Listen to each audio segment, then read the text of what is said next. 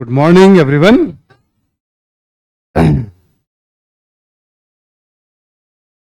तो हम लोग पिछले क्लास में फांसीवाद क्या है इस पे हम लोग बातचीत तो कर चुके थे। और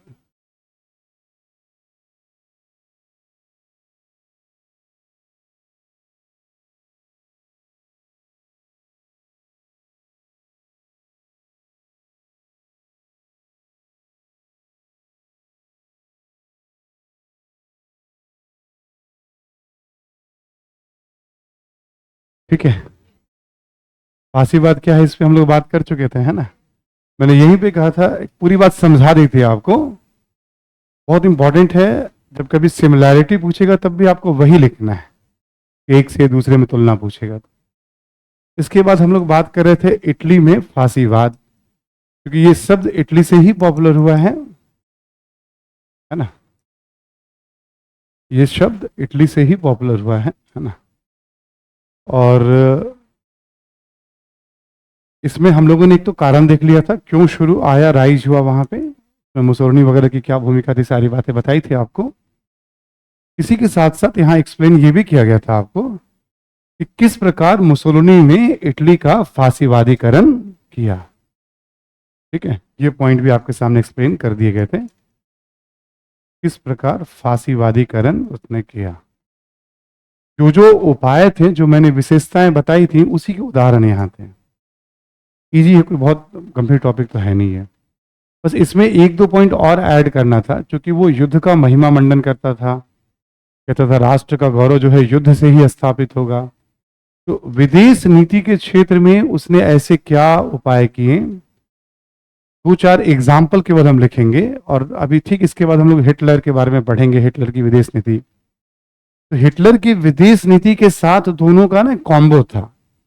तो हिटलर की विदेश नीति के साथ बेहतर समझ में आएगा आपको मुसोलिनी की विदेश नीति। यहां हम केवल उदाहरण लिख लेंगे कि भी इसने इटली में क्या क्या किया, तो हमारे पास थोड़े से एग्जाम्पल विदेश नीति के भी होने चाहिए। ठीक, तो जहां हमने बात की थी आपसे पिछली क्लास में, उससे ठीक आगे अगला पॉइंट हम लोग लिखेंगे। अब लिखें हम, देखिए विदेश नीति के क्षेत्र में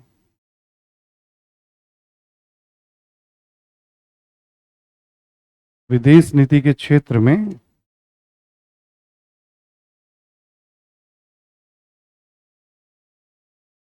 विदेश नीति के क्षेत्र में मुसोलिनी ने मुसोलिनी ने मुसोलिनी ने आक्रामक नीति अपनाई, आक्रामक नीति अपनाई।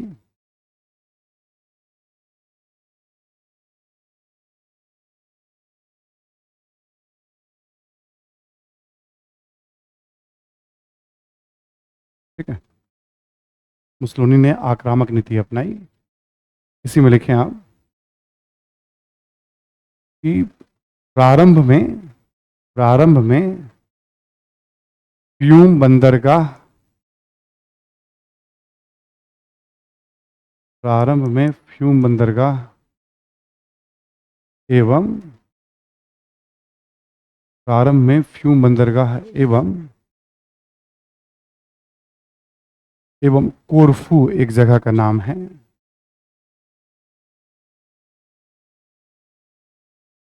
हाँ, कोरफू, ये अल्बानिया और ग्रीस के बीच भी बात करता है ना।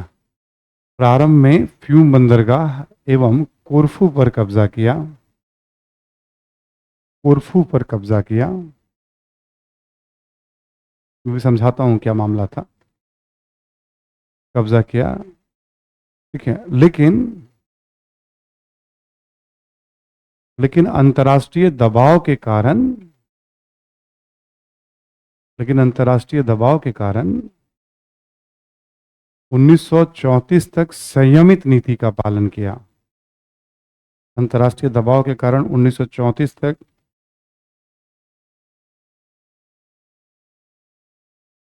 संयमित नीति का पालन किया। इस पर दबाव बहुत बढ़ने लगा। शुरू में आया तो क्या, जैसे अब मान लो ये इटली का इलाका हमने बताया था, और ऐसे आपका बाल्कन क्षेत्र शुरू हो जाता है। कुछ इलाका तो इसको दे दिया गया था, कुछ नहीं दिया गया था। यहाँ पे जो युगोस्लाविया बना था तो एक फ्यूम बंदरगाह था, और वादा किया गया था लंदन की संधि में कि फ्यूम तुम्हें दे देंगे, वहां इटालियन आबादी भी रहती है। अभी क्या किया गया था पेरिस सम्मेलन में, फ्यूम बंदरगाह को युगोस्लाविया और इटली दोनों संयुक्त रूप से इस्तेमाल करेगी।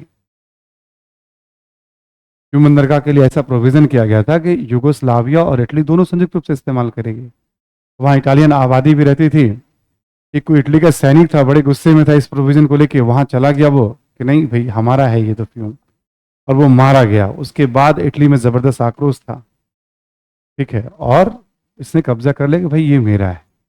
तो ब्रिटेन ना ऐसे मामलों में थोड़ा आंख बंद करता था जब उसको लगता था कि भाई मैं तो लूट ही रहा हूं, मैं लुटेरों का सरदार हूं, और आसपास जो हमने लुटेरे तैयार कर रहे हैं, किसी लुटेरे के साथ अन्याय हो रहा है तो थोड़ा उसके साथ न्याय हो जाए, ताकि सब मिलके मतलब लूटें, ठीक है, थोड़ा मतलब टॉप पे रहना चाहता था वो लुटेरा नंबर 1 था मतलब, ठीक है। तो ऐसा उसका सिस्टम था, तो इसने कब्जा कर लिया। ऐसे ही एक विवाद हुआ जब आप आएंगे बाल्कन, मान लीजिए यहाँ पे ग्रीस है आपका, यहाँ अल्बानिया है, कहीं कहीं कॉर्फू सीमा पे क्षेत्र है, वहां कुछ डिस्प्यूट था। शांति बनाए रखने में इटालियन सेना भी भेजी गई थी। ग्रीक सेना के उसके कारण कुछ इटालियन सैनिक मारे गए, तो इसने तुरंत रिस्पॉन्स में इसको कब्जा कर लिया, कॉर्फू को। बोला कि नहीं ये तो ठीक है भाई, ये तो गलत हुआ हमारे साथ, मतलब ये शो कर रहा है कि अब मैं आ गया हूं और इटली अब डरने वाला राष्ट्र नहीं। और राष्ट्रसंघ बन चुका था, तब की बात है, राष्ट्रसंघ ने बहुत दबाव बनाया। इसने बोला तुम्हारा अधिकार नहीं है भाई इसके अंदर, जबकि इटली खुद राष्ट्रसंघ का परमानेंट मेंबर है। उसने बोला मेंबर को तुम्हारा राइट नहीं इसमें इंटरफेयर करने का, तो मैं राष्ट्रसंघ ही छोड़ दूंगा, ये पर कोरफू नहीं छोड़ूंगा मैं, है ना। तो फिर काफ़ी प्रेशर वगैरह हुआ, कुछ कंपनसेशन वगैरह की बात हुई, फिर सेटलमेंट कुछ हुआ। तो शुरू में ना 1923-24 में इसने एग्रेसिव पॉलिसी अपनाई, क्योंकि युद्ध का महिमा मंडन तो करेंगे करेंगे कि भाई ताकत से ही चीजें स्थापित होती हैं, राष्ट्र का सम्मान बढ़ता है। इस दृष्टिकोण से इसने ये सब काम करना शुरू किया। लेकिन अब देखो, एक होता है बोलना यानी भौंकना, ठीक है, और एक होता है एक्चुअल ताकत होना। तो एक्चुअल ताकत वैसी नहीं जैसे फ्रांस की है, ब्रिटेन है, बाकी देशों के पास है। उन लोगों ने कहा कि भाई ऐसे तो फिर अभी तो युद्ध समाप्त हुआ है, फिर एक युद्ध की स्थिति उत्पन्न हो जाएगी। बाकी देशों ने प्रेशर बिल्ड करना शुरू किया, तो ये भी संयमित व्यवहार। बस इतना होता था कि कोई भी बड़े निर्णय होते थे उसमें इसको बुलाया जाता था, पूछा जाता था, बातें अच्छी अच्छी करता था, काम भी ठीक ठीक कर रहा था, ऐसा नहीं था। इटली की जनता को जैसे काम कर रहा था एक, तो बताता था हम 2 कर रहे हैं, 5 कर रहे हैं, क्योंकि मीडिया कंट्रोल था इसके पास, ठीक है। तो इटली की जनता को ठीक तरीके से मैसेज दे रहा है कि बस कोई छोटी मोटी संधि, लोकार्नो पैक्ट हो रहा है मान लो, ठीक है, लिटिल एंतांत बन रहा है, छोटे मोटे बहुत सारे डेवलपमेंट्स हैं इस बीच में, ठीक है। तब में इसको पूछा जाता था, हाँ भाई कहाँ हो, तुम भी आओ। भाई वहां जाता था, फिर मीडिया में कवरेज, भाई का ऐसा सम्मान वैसा सम्मान, ठीक है। हाँ भी कर भी रहा था काम, ऐसा नहीं कि काम नहीं कर रहे थे, काम कर रहा था, बट ओके, जैसा कह रहा था कि हम सब ठीक कर देंगे वैसा कुछ नहीं कर पाया था। जब महामंदी के कारण क्या होता है, बेरोजगारी बढ़ जाती है उसमें, और जब बेरोजगारी बढ़ेगी तो मार्क्सवाद इस समय काफी बेस बना चुका है अपना, तो मार्क्सवाद का समर्थक बढ़ जाते हैं बेरोजगारी के दौर में, महंगाई के दौर में। उस दौर में सोचा मैं करूं तो क्या करूं, समझ नहीं पा रहा था। फिर फाइनली एग्रेसिव होकर के ये फिर से हिटलर से के साथ जब इसकी दोस्ती हो जाएगी, तो 1935 के बाद लगातार लड़ते लड़ते सेकेंड वर्ल्ड वॉर में ये भी चला जाएगा। तो 34 तक संयमित नीति का पालन किया। अगला पॉइंट लिखें, 1935 में इथियोपिया पर कब्जा किया, आदिस अबाबा। 1935 में इथियोपिया पर कब्जा किया।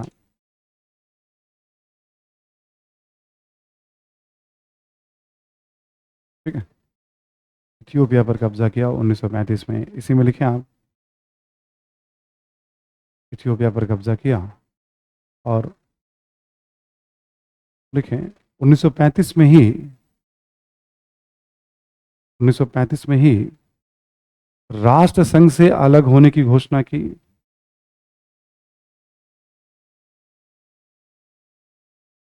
1935 में ही राष्ट्र संघ से अलग होने की घोषणा की।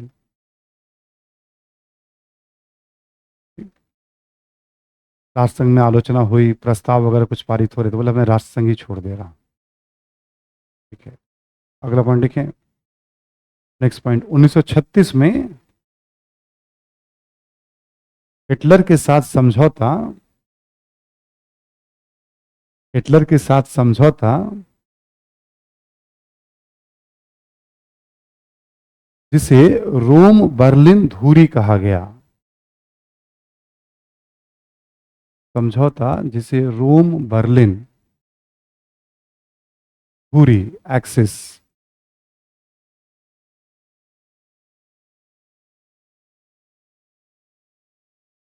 कहा गया।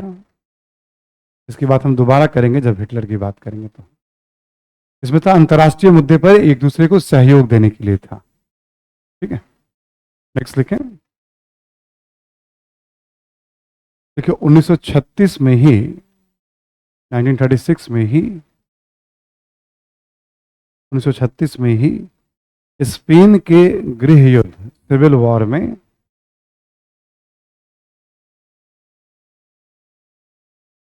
गृह युद्ध में जनरल फ्रैंको,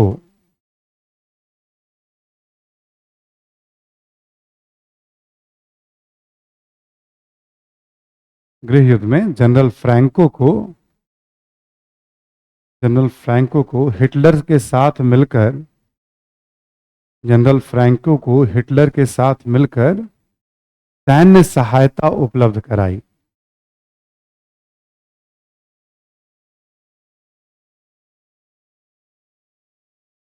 मिलकर सैन्य सहायता उपलब्ध कराई। ठीक है,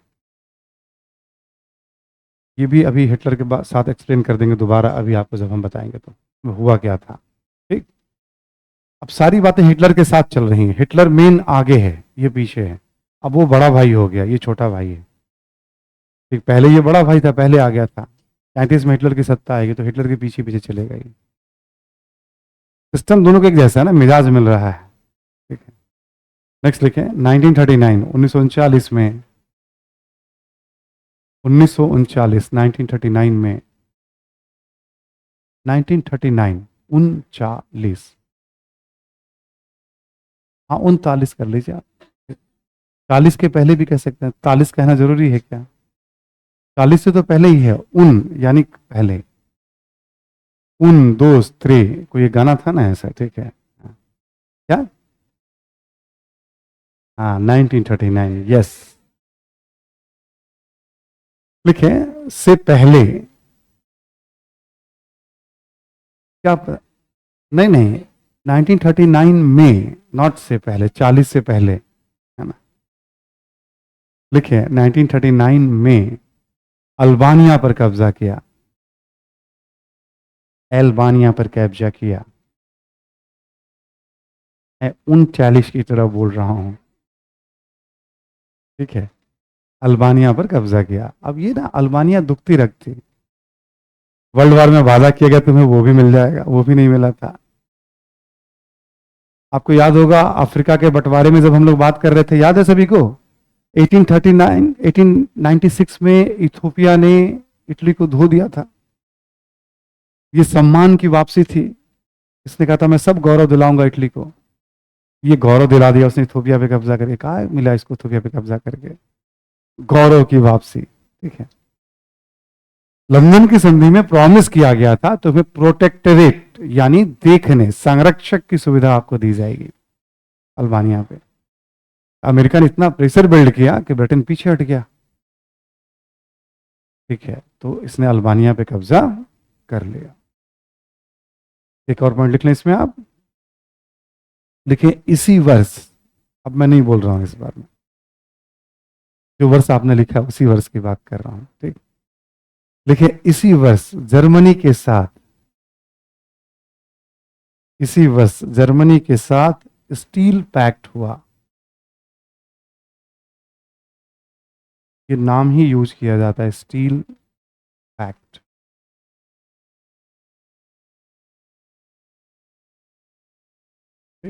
स्टील पैक्ट हुआ। फिर वही हिटलर, सब जगह हिटलर आ रहा है। ठीक है, तो अब इसमें ये था कि साथ जीने मरने का वादा। ठीक है,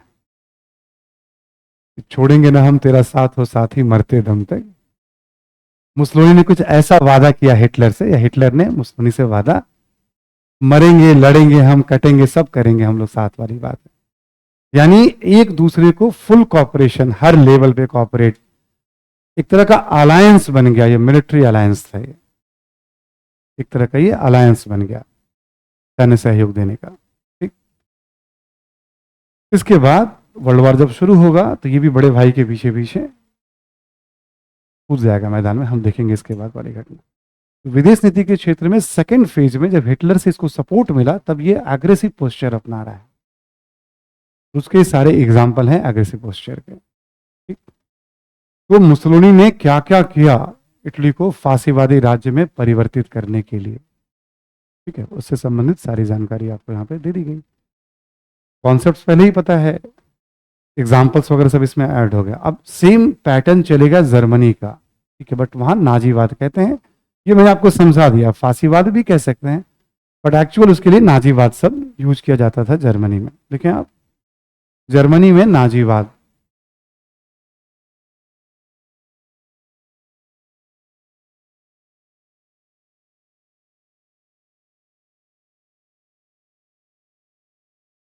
नाजिज्म, ये नाजीवाद सब जो है एक national socialist German workers party, national socialist German workers party, ये एक राजनीतिक दल है, ये एक राजनीतिक दल है और हिटलर इसका नेता है, और इसी को जर्मनी में शॉर्ट में नाजी कहा जाता है। ठीक है, यह एक राजनीतिक दल है, हिटलर इसका नेता है, और जर्मन भाषा में इसी दल को शॉर्ट में नाजी कहा जाता था। ठीक है, जर्मन भाषा में इसी दल को, पार्टी को शॉर्ट में नाजी कहते थे वहां पे। ठीक है, तो नाजी शब्द ऐसे मतलब नाजीवाद या नाजी, क्योंकि हिटलर शुरू में एक सामान्य कार्यकर्ता के रूप में आएगा और 3-4 वर्षों के भीतर इसका सर्वोच्च नेता बन जाएगा। ठीक है, इस पार्टी का सर्वोच्च नेता बन जाएगा। हिटलर भी एक सामान्य परिवार से था, उस वर्ल्ड वार में सैनिकों को मदद करता था, लड़ता भी नहीं था वो। ऑस्ट्रिया में उसका जन्म हुआ था तो जर्मन, वो जर्मन मूल का, और सैनिकों को मदद करता था वो। और उससे बड़ा दुख हुआ कि जर्मनी की स्थिति बहुत अच्छी नहीं रही, वर्ल्ड वार में हार गया है जर्मनी। उसके दिमाग में सब बात बैठ गई कि जर्मनी क्यों हारा है। ठीक है, उसके लिए उसने अलग अलग, जैसे समाजवादियों को, मार्क्सवादियों को, यहूदियों को, इन सबको जिम्मेदार मानना प्रारंभ किया। हर व्यक्ति का सोचने का अपना एक तरीका है, और व्यक्ति का सोचने का तरीका कुछ उसके पारिवारिक माहौल से, कुछ जहाँ वह आसपास रहता है, कुछ जो राष्ट्रीय विमर्श हो रहे होते हैं उन सब से प्रभावित होता है कोई भी व्यक्ति। देखो एनवायरनमेंट क्या होता है, जहां हम उठते बैठते मिलते जुलते हैं, जिससे हम इंटरेक्ट करते हैं। ठीक है, यूट्यूब पे लगातार आप एक खास तरह का आप चैनल देख रहे हैं, तो आपकी आदतों में भी वो खास चीज़ें शुमार हो जाएंगी, क्योंकि आप इंटरेक्ट कर रहे हैं, इन्फ्लुएंस हो रहे हैं उससे। क्लास में आ रहे हैं, दोस्तों के साथ मिल रहे हैं, जो रूम पार्टनर है आपका, घर परिवार हैं, पुराने दोस्त हैं, सब। तो कोई भी किसी की पॉलिसी होती तो हमेशा देखिएगा पूरा उसके, अब कहते हैं ना कि कंप्लीट अपब्रिंगिंग पे निर्भर करता है उसका, वो क्या था। ठीक है, हिटलर की जब हम बात करते हैं तो, है ना, तो एग्जैक्ट कोई बहुत ऐसा नहीं कि स्पेसिफिक रीजन कुछ हो कि नहीं इस कारण से वो समाजवादियों मार्क्सवादियों का, बस उसका मानना था कि भाई जर्मनी को कमजोर नहीं, बिस्मार्क भी ऐसे ही सोचता था, जर्मनी को कमजोर नहीं होना चाहिए, भी ऐसा सोचता था। इस तरह की भक्ति लोगों में होती है, बहुत सारे लोगों में। ठीक है, कोई गलत बात भी नहीं, बट एक्सट्रीम लेवल पे हो, हम मैं ही श्रेष्ठ हूँ, दूसरे को जीने का अधिकार नहीं है, फिर ये तो पागलपन हो जाता है, एक तरह का सनकपन हो जाता है, पागलपन हो जाता है। तो हिटलर कुछ ऐसा ही था मामला। सेना में था, बहुत दुखी था, वारसा की संधि से बहुत दुखी था, खूब ताकत लगाता था कि हमारी सरकार बन जाए, फिर हम वारसा के प्रावधानों को समाप्त कर देंगे। हिटलर जो है शुरू में राइज भी हुआ इसकी पार्टी का, इसमें दम था, ये वारसा के प्रावधानों की खूब आलोचना करता था। और 1924 में जब एकदम से चीज़ें थोड़ी बिगड़ रही थी जर्मनी की, 19 से ही बिगड़ी हुई थी, युद्ध के बाद से ही। 24 में इसके पार्टी को भी 34-35 सीट मिल गए थे, करीब 650-700 संसद, उसमें 5% ये भी सीट लेके आ गया था। उसके बाद जब इकोनॉमी रिकवर करने लगी तो 1928 में इसकी सीट गिर करके 12 हो गई थी की पार्टी की। फिर जब महामंदी आया तो बहुत तेजी से रफ्तार हुआ, और 1932 के गर्मियों में जब एक चुनाव हुआ, उस चुनाव में हिटलर की पार्टी सबसे बड़ी पार्टी बन गई जर्मनी की, 232 सीट 234 सीट आ गए थे इसमें। उस समय तक जो चुनाव वगैरह हो रहा था उसमें हिटलर की ही नहीं चलती थी, बल्कि एक तरह का फेयर इलेक्शन था। सबसे बड़ी पार्टी बनने का मतलब है कि जर्मन जनता का अच्छा खासा समर्थन उसे मिल रहा है। कुछ परिस्थितियां ऐसी बनेगी कि सरकार बनाने का इसे मौका मिल जाएगा। हमने पिछले क्लास में ही कहा था, एक बार सरकार जब बना लेते हैं तो मरने के बाद ही फिर ये सत्ता से अलग किन किन प्रकार नहीं सत्ता में बना रहना इसलिए इनकी मजबूरी हो जाती है कि ये इतना काम कर चुके होते हैं ना इस तरह के, कि हटते ही बहुत तरह की समस्याएं इनके लिए पैदा हो जाएंगी। इनका सर्वाइवल ही इस पे होता है कि सत्ता में बने रहे। सत्ता में आने के बाद वो सब काम करेगा जो भी हम मुसोलिनी के बारे में पढ़ रहे थे। ठीक, वो सब अभी हम देखेंगे कैसे इसने नाजीवादीकरण, क्योंकि फांसीवाद जैसी विशेषता है तो इसको भी फांसीवादी भी कह देते हैं, ये लिखवा दिया मैंने आपको पहले। प्रश्नों में इस तरह की बारीकियां कभी कभी पूछी जाती हैं। ठीक है? ये बात हो गई आपकी हिटलर के बारे में, किस पार्टी से जुड़ा हुआ था, नाजीवाद क्यों कहते हैं। अब फिर है उदय के कारण, हिटलर के उदय के कारण। सेम कहानी होगी यहाँ पे भी, हिटलर के उदय के कारण में भी सेम कहानी होगी। यहाँ पे हो जाएगा पहला पॉइंट आपका वर्साय।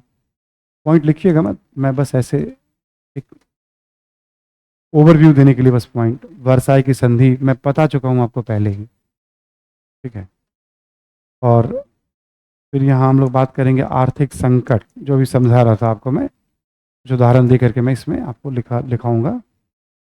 और फिर साम्यवाद यहाँ पे भी रहेगा, सेम कहानी इटली जैसी ही है। सरकार यहाँ पर भी विफल है, जैसे वहाँ हमने बताया था ना 5 प्रधानमंत्री बन गए 3 वर्षों के भीतर, वैसे यहाँ पे भी सरकार विफल है। तो क्यों वाइमर गणतंत्र विफल है इस समय, तो क्यों, 3-4 रीजन देखेंगे। और यहाँ पर भी हिटलर की योग्यता की बात होगी, जैसे वहाँ हमने मुसोलिनी की योग्यता की बात की थी। ठीक है, लगभग सेम पैटर्न है, जो वहाँ राइज का पैटर्न है सेम यहाँ राइज। बस अंतर इतना है 11 वर्षों के बाद मुसोलिनी 1922 में आ गया सत्ता में, ये 1933 में आएगा सत्ता में। ये अंतर, इसी को हम लोग 4-6 लाइन में लिखते चले जाएंगे। देखिए आप, नाजीवाद के सत्ता में आने के कारण या हिटलर के सत्ता में आने के कारण, उदय के कारण। ठीक है, पहला पॉइंट लिखें आप इसमें कि वारसाई की संधि से, वारसाई की संधि से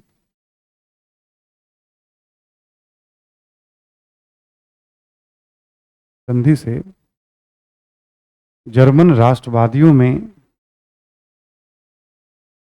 व्यापक असंतोष था।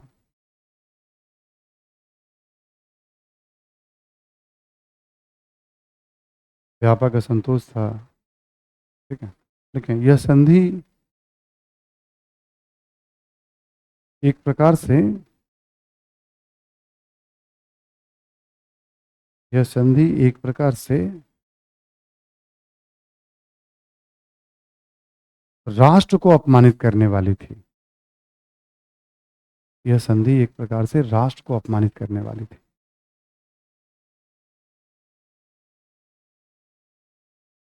ठीक है, यह संधि एक प्रकार से राष्ट्र को अपमानित करने वाली। लेकिन हिटलर ने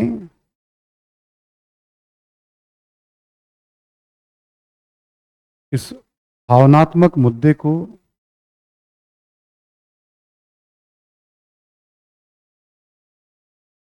भावनात्मक मुद्दे को चुनाव प्रचार में बार बार उठाया, भावनात्मक मुद्दे को चुनाव प्रचार में बार बार उठाया,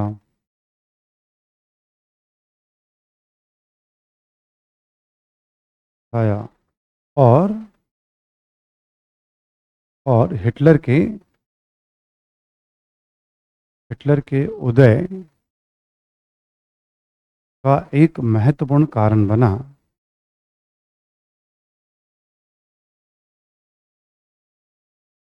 हिटलर के उदय का एक महत्वपूर्ण कारण बना क्योंकि इसमें उसको जन समर्थन बहुत मिलता था। क्या अब हमें इसी में लिखना हो तो वारसाई की संधि में कौन कौन सी बातें थी जो जर्मन जनता को अपमानित करने वाली थी, ये मैं पहले बता चुका हूं आपको। हम चाहें तो उन सारी बातों को भी लिख सकते हैं।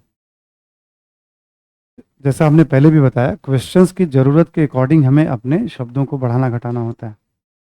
ठीक है, वो सारी बातें भी यहाँ आ जाएंगी। आपको याद होगा वाइमर गणतंत्र के बारे में मैंने बताया था, आपको लिखवाया था क्या मैंने? नहीं ना, नोट करके 2 लाइन लिख लीजिए आप इसमें नोट करके।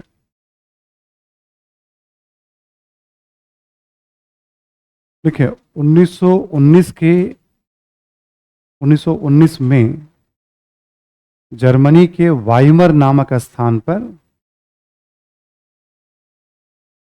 जर्मनी के वाइमर नामक स्थान पर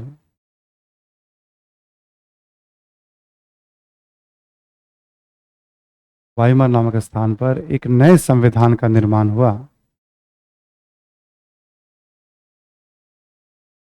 एक नए संविधान का निर्माण हुआ।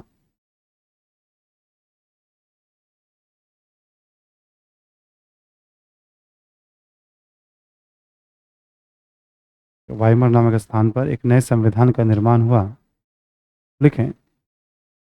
और 1919 से 1933 तक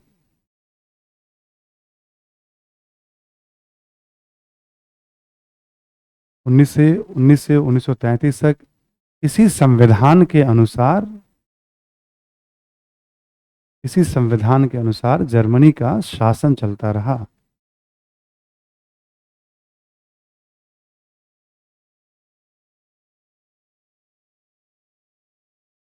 इस संविधान के अनुसार जर्मनी का शासन चलता रहा।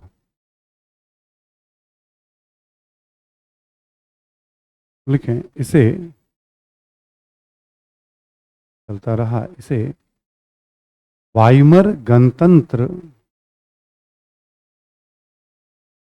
इसे वाइमर गणतंत्र का काल भी कहते हैं, वाइमर रिपब्लिक का काल भी कहते हैं।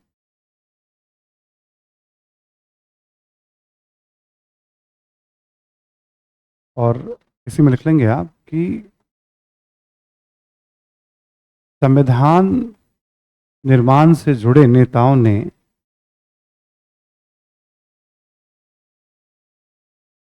संविधान निर्माण से जुड़े नेताओं ने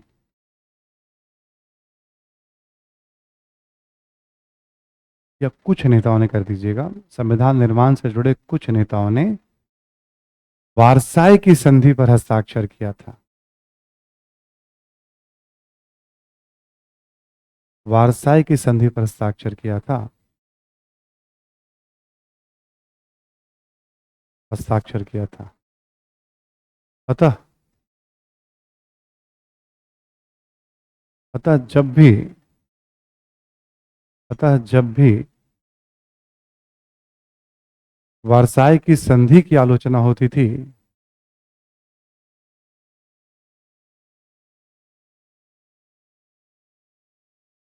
संधि की आलोचना होती थी, सरकार की भी आलोचना की जाती थी। संधि की आलोचना होती थी, सरकार की भी आलोचना की जाती थी।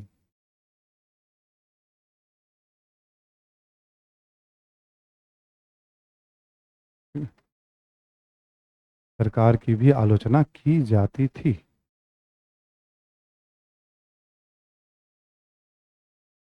ये एक समझने वाला पॉइंट था, क्योंकि हिटलर जब जब वारसाई की बोलेगा इस सरकार को उखाड़ फेंको, इस संविधान को हटाओ,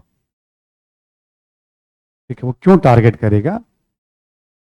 हुआ क्या था कि जनवरी 1919 में जर्मनी में चुनाव हुआ और फिर निर्वाचित प्रतिनिधियों को पेरिस सम्मेलन या वर्साई की संधि में बुलाया गया था, वहां उन्होंने हस्ताक्षर किया।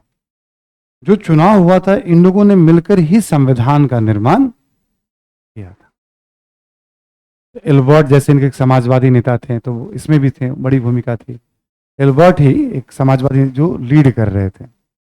जब कभी भी आप जैसे किताब में भी ना, 9th वाली किताब में भी हिटलर के बारे में बहुत डिटेल में दिया हुआ है, पूरी कहानी बहुत ज़्यादा ही दिया हुआ है। जैसे हमने कहा था ना, रूसी क्रांति, फ्रांसीसी क्रांति, हिटलर, 9th वाली किताब में एनसीईआरटी में ना, वो भी 3-4 टॉपिक दिए गए हैं, बहुत डिटेल में दिए गए हैं। डिटेल की जरूरत एग्जाम के लिए नहीं पड़ेगी आपको, लेकिन कभी आपको जिस जानकारी में डाल रहा हूं मैं, कि अब आप क्या करेंगे, एनसीईआरटी में कभी आपको कोई टॉपिक ऐसे दिख रहा है, कभी रैंडम भी कुछ पढ़ सकते हैं, ठीक है, कि चलो कुछ टॉपिक ऐसे पढ़ते हैं हम, कोई भी टॉपिक ले हमें। तो विश्व इतिहास से जुड़े हुए ना बहुत सारे टॉपिक हैं जो सिलेबस का पार्ट नहीं है। अब क्या होता है, एनसीईआरटी पढ़ना है। अब एनसीईआरटी पढ़ने के दौरान क्या सब पढ़ा दिया जाता है कि सिलेबस के अकॉर्डिंग पढ़ाया जाता है, ये बड़ा इंपॉर्टेंट होता है। ठीक, यदि पूरा एनसीईआरटी पढ़ना है, उसमें सब कुछ जोत दिया जा रहा है खेत में, ये अच्छी बात नहीं है। एनसीईआरटी पढ़ाने के नाम पे यदि सब पढ़ा दिया जा रहा है तो बहुत, नहीं नहीं कुछ भी पढ़ लो, कॉन्सेप्ट भी बनेगा, तो मैं ऐसा बिलीव नहीं करता हूँ। कॉन्सेप्ट तो वैसे ही बन जाता है जो पढ़ना है हमें, क्योंकि मैं मानता हूँ पढ़ना बहुत है। तो एकदम सिलेबस के अकॉर्डिंग पहले पढ़ लीजिए, उसके बाद फ्री कर दीजिए अपने आप को। सिलेबस को पकड़े रहिए, जहाँ जहाँ थोड़ा बहुत एपीजे अब्दुल कलाम के बारे में जानना हो, अमर्त्य सेन के बारे में जानना हो, कोई बुराई नहीं, गांधी जी, मौलाना आज़ाद, राजेंद्र प्रसाद, जिसके बारे में पढ़ना हो पढ़ते रहिए, वापस सिलेबस पे लौटते रहिए। आप प्रेमचंद के बारे में पढ़ना हो, जिसके बारे में पढ़ना हो पढ़िए, सिलेबस पे बने रहिए। इवन साथ साथ भी कर सकते हैं आप, अच्छी अच्छी किताबें साथ साथ भी पढ़ सकते हैं, बट सिलेबस वाले वर्क को, रोज का वर्क पूरा करने के बाद 2-4 पेज कोई भी अच्छी किताब पढ़ सकते हैं, अच्छी बात होती है वो पढ़ना एग्जाम के लिए भी। बट सबसे जरूरी बात होती है कि सिलेबस को कभी ना छोड़े, हम पकड़े रहें, ठीक है। बहुत सारे लोग हैं ना, बहुतों को देखा, मेरे अपने स्टूडेंट्स हैं, कुछ भी नहीं पढ़ता था भाई। एक तो था कि जैसे मैं कुछ समझा भी रहा हूं तो वो भी लिख लेगा, बोले उसके बाद नहीं पढ़ना है मुझे, ठीक है। और कुछ उसका अपना मेहनत ऐसा था कि चीजें समझ भी लेता था वो, और याद भी कर लेता था वो। ऑप्शनल की बात बता रहा हूँ मैं, ऑप्शनल जीएस जब दोनों में पढ़ाया करता था, ठीक है। एक समाजवादी संस्था मेरी भी हुआ करती थी कभी, ठीक है, वो भी समाजवादी संस्था थी, सबकी संस्था हुआ करती थी वो, ठीक है। तो वहाँ पे कुछ बच्चे ऐसे थे जो बहुत पढ़ते भी थे, अब जो बहुत ज़्यादा पढ़ते थे उनको मैं वार्निंग दे देता था। अब जैसे कोई पीएचडी वगैरह कर रहा है, एमए से करके आया हिस्ट्री से, उसको लगता था कि मुझे बहुत पढ़ना है, मतलब उसको मैं समझाता रहता था। मैं खुद बहुत पढ़ के आया था ड्यू से, तो मुझे समझ में आ गया था, बहुत नहीं पढ़ना है, प्रिसाइज पढ़ना है, समय पर लिखने की क्षमता होनी चाहिए। आप जितना जानते रहिए, आप अपने घर में जितना जानते हैं, आप 3 घंटे में ठीक से नहीं लिख पाए, जो बात पूछा गया तो बेकार हो गई सारी पढ़ाई आपकी। ये बात तो समझ में आ गई थी। तो कुछ बच्चे जो जो बहुत पढ़ते थे ना, मुझे पहले से पता था एक्स्ट्रा पढ़ रहे हैं, बहुत ज़्यादा पढ़ रहे हैं सब्जेक्ट पर, मतलब भगवान ऐसा ना करे, बट ये खतरे उस पर जास्ते पे जा रहा, नहीं हुआ। और बाद में कभी कहीं हुआ पीसीएस वगैरह में भी उन लोगों का, जब उसने पढ़ाई बंद करी, ठीक है, वापस अनुशासन पे आया, ठीक है। 3-4 तो ऐसे लोग थे, मतलब जिनका अटेम्प्ट था, मेंस लिखे थे, इंटरव्यू दिए थे, जो ऑप्शनल पढ़ते थे हमसे सब, ठीक है। तुमको थोड़ा बहुत मैं जैसे फैक्चुअल पार्ट्स पढ़ाने के लिए मैं जोड़ता था अपने साथ में, हिस्ट्री का कोई फैक्चुअल पार्ट है तुम पढ़ा दो, ठीक है, नोट्स मेरा ही रहता था, तो वैसे करके। तो बाद में से रियलाइज हुआ, और फिर कब क्वालिफाई कर गए वो लोग पीसीएस में, ठीक है। बट पोटेंशियल जिसमें ज़्यादा होता है वो अच्छा कर ही जाता है। तो बाकी पढ़ना, हमने देख, जैसे पर्सनालिटी कहते हैं ना, आप जब अच्छी अच्छी बातों को पढ़ेंगे, अच्छे लोगों को ना, आप आइडियाज़ आने शुरू होते हैं, फिर आपके अपने अनुभव बनने शुरू होते हैं। तो 2 रास्ते पे है, एक है आपको एकदम सिलेबस को पकड़ के चलना, और एक है जिसमें आपका अखबार और अच्छी किताबें, वो भी पार्ट है। मैं अखबार के लिए हमेशा आपको याद दिलाता रहता हूँ, आपको अखबार पढ़ने में मजा तब आएगा जब आप 4-5 विषयों को ठीक से समझ जाएंगे। एग्जाम के लिए मैं हमेशा कहता हूँ कि मैगजीन ही कारगर होता है। क्यों? करंट अफेयर्स के नोट्स, हर जगह में नोट्स चाहिए, नोट्स का सिनॉप्सिस, तब जाके हम एग्जाम में डिलीवर कर पाएंगे। इतने लोग अखबारों को बैठ करके पीआईबी से सरकार के सारे लोकसभा राज्यसभा टीवी से सब बैठ के नोट्स बनाते हैं, इतनी सारी मैगजीन है, तो आप वो काम क्यों करेंगे? इतने लोग जो मेहनत करते हैं बस उसको पकड़ करके दिमाग में बैठाना, उसको ऑर्गेनाइज करना है।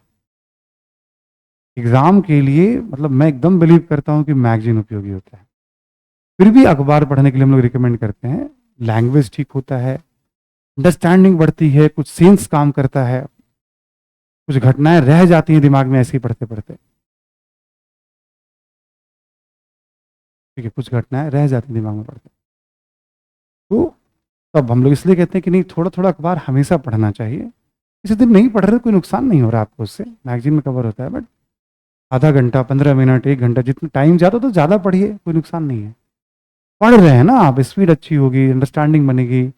कभी खेल की खबर पढ़ रहे हैं, कभी इकोनॉमी खबर पढ़ रहे हैं, वैरायटी ऑफ चीज़ों को पता तो चलेगा। अच्छा, बैडमिंटन खेलने वाले ये भी प्लेयर है, मैगजीन से तो आप पढ़ ही लोगे। आप चेस खेलने वाले प्लेयर हैं, मैगजीन में ना ऑर्गेनाइज आता है, ये इसमें इस रैंक पे रहा, तो आपको उस तरह की जरूरत पड़ती है एग्जाम। तो कॉम्बिनेशन है, अखबार कभी भी स्टूडेंट को नहीं छोड़ना चाहिए। और बीच बीच में कभी आपको लगे भी, देखो अंग्रेजी इंप्रूव करने के लिए केवल अखबार पढ़ने की जरूरत नहीं है, वो इंप्रूव हो जाएगा आपका। शौक सीखना चाहते हैं आप तो करिए अंग्रेजी में, मैं उसका बुराई नहीं। अंग्रेजी के अखबार के बिना आपका एग्जाम नहीं होगा, ये गलत परसेप्शन है। हम जितना पढ़ते हैं उतना तो याद होता ही नहीं है, पहले पढ़ तो ले तब तो तय करेंगे हम लोग होगा कि नहीं होगा। पढ़ते ही नहीं है और पहले ही तय कर लेते हैं हम। इस तरह की बातें ज़्यादातर, मतलब ये तो नहीं कहूँगा, मेरे कलीग भी कहते होंगे। तो हो सकता है सबका अपना परसेप्शन हो, लगता हो, ठीक है, मैं तो नहीं मानता हूँ एकदम। और अखबार पढ़ने में बिलीव मैं भी करता हूँ, पढ़ना चाहिए। भाषाई कारणों से थोड़े बहुत अवेयर होते तो आप ऐसे 2 हिस्सों में बांट लीजिएगा, है ना। अखबार वगैरह का हो गया आपका, मैगजीन मोस्ट इंपॉर्टेंट पार्ट है, प्लस कुछ अच्छी अच्छी किताबें। हिंदी के उपन्यास भी, जैसे आप ऐसे नहीं कि सिलेबस आपका तभी पढ़ रहे हैं आप, कोई भी प्रेमचंद हैं, महादेवी वर्मा हैं, और इतने सारे लोग हैं, आप किसी के बारे में आप पढ़ते हैं तो पढ़ सकते हैं आप। कुछ लोग ना जासूसी उपन्यास वगैरह भी आता है, सुरेंद्र मोहन पाठक और ऐसे करके, जो रेलवे स्टेशन पे और बस स्टॉप वगैरह पे किताबें बहुत मिलती हैं। आपको लगेगा एक बार के लिए ठीक है कि नहीं ये नहीं पढ़ना चाहिए, तो उससे स्पीड बहुत अच्छी हो जाती है पढ़ने की, मैंने देखा है। मैं सजेस्ट नहीं कर रहा हूँ कि आप उसको पढ़िए, बट कभी जैसे हमने भी खूब पढ़ा है ट्रेन में आते जाते, छुट्टियों में जब जाते थे, ठीक है, तो वो इस तरह से इंटरेस्टिंग दिख रहा होता है ना कि आपको खींचता चला जाएगा वो, आपको मतलब पता चला एक बार में 200 पेज पढ़ने लगे आप, 300 पेज पढ़ने लगे आप। तो अच्छी अच्छी किताबें जो होती है ना, तो आप, इंपॉर्टेंट है, ये सब पार्ट है आपकी तैयारी का, पर्सनालिटी का। ट्रैक के साथ थोड़ा ट्रैक से हटके भी, ठीक है। तो अब हम लोग बात कर रहे थे, चुनाव हुआ, वो जाकर के वहां संधि में हस्ताक्षर किए, उसके बाद फिर वाइमर नगर शहर में जाके संविधान बनाए। अब जब भी आलोचना होती थी वर्साई की संधि की, सब वाइमर गणतंत्र के कारण हुआ है। ये सब संविधान बनाने वाले में ज्यादातर कौन थे? समाजवादी लोकतांत्रिक समर्थक थे, प्लस उनमें से भी बड़े बड़े नेता यहूदी बैकग्राउंड के थे। समस्या ये थी, कुछ जो जैसे मार्क्स है मान लो, ठीक है, तो वो यहूदी था ही, तो ऐसे इसके दिमाग में लग गया ना कि ये जो कुछ यहूदी है ना, ये पूरी देश की राज व्यवस्था को, लोकतंत्र समाजवाद के रास्ते पे और अर्थव्यवस्था को कंट्रोल कर रखा है, राष्ट्र को कमजोर करने वाले यहूदी हैं। ये तो नॉर्मल व्याख्या होगी। दूसरा, जब किसी को जन समर्थन पाना हो, किसी को सॉफ्ट टारगेट दिख जाता है कि हाँ इसके नाम पे हम जनता को गुमराह कर सकते हैं, इजी वे होता है इस तरह से लड़ा करके या रिफ्ट पैदा करके चीजों को, मतलब ये एक राजनीतिक भूख होती है, सत्ता की ललक होती है। तो कुछ लोग कहते हैं पागल था हिटलर, लेकिन मुझे लगता है कि बहुत चालाक था, उसने देखा इसके नाम पे सेंटिमेंट को उभारा जा सकता, ठीक है। तो इसलिए यहूदी का बार बार जिक्र आएगा कि भाई यहूदियों के विरोध खूब किया हिटलर, क्योंकि जो लोकतांत्रिक परिवर्तन हो रहा है, जो समाजवादी वहां आया, कार्ल मार्क्स है, सब यहूदी बैकग्राउंड के लोग, प्लस वहां बड़े बड़े औद्योगिक घराने भी यहूदियों के द्वारा संचालित, उद्यमी होते हैं, मेहनती होते हैं बहुत, ठीक है। नोट के बाद अगला पॉइंट लिखें आप,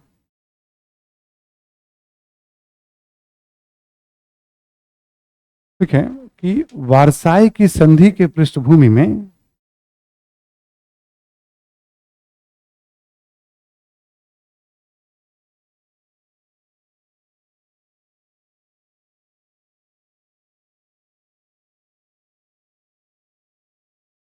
जब जब आर्थिक संकट जर्मनी पर गहराया, तब तब तब तब हिटलर की लोकप्रियता बढ़ी।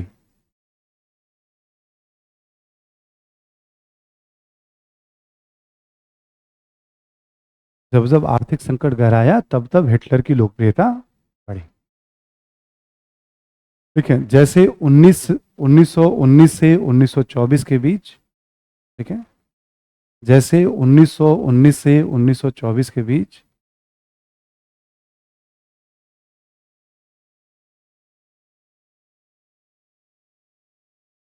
चुनावों में चुनावों में नाजी पार्टी का प्रदर्शन, इलेक्शन में नाजी पार्टी का प्रदर्शन निरंतर बेहतर हुआ,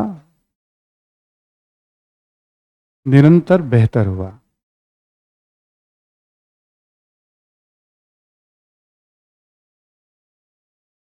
निरंतर बेहतर हुआ।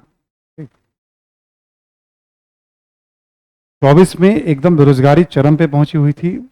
एक दो छोटे मोटे विवाद और भी थे। विवाद ऐसा था, एक रूर वैली है, जिनमें से आप में से ज्योग्राफी पढ़ेंगे आप जर्मनी के बारे में, तो वो संसाधनों से बड़ा समृद्ध क्षेत्र है। वो कोयला के लिए और अन्य संसाधनों के लिए जाना जाता है। तार से नजदीक ही पड़ता है, पश्चिमी जर्मनी में पड़ता है। ठीक है, रूर वैली का क्षेत्र। फ्रांस को जो प्रॉपर मुआवजा नहीं मिला तो फ्रांस ने रूर पे कब्जा कर लिया। तो जर्मन जो सरकार थी उसने कहा ठीक है भाई, अब जर्मन लोगों से अपील कि तुम काम ही मत करो, मैं स्ट्राइक। कई महीनों तक स्ट्राइक चलता रहा। तो जर्मनी का वो हार्ट है एक तरह से संसाधन के मामले में। अर्थव्यवस्था लगभग ठप। तब अमेरिका फिर इंटरफेयर किया।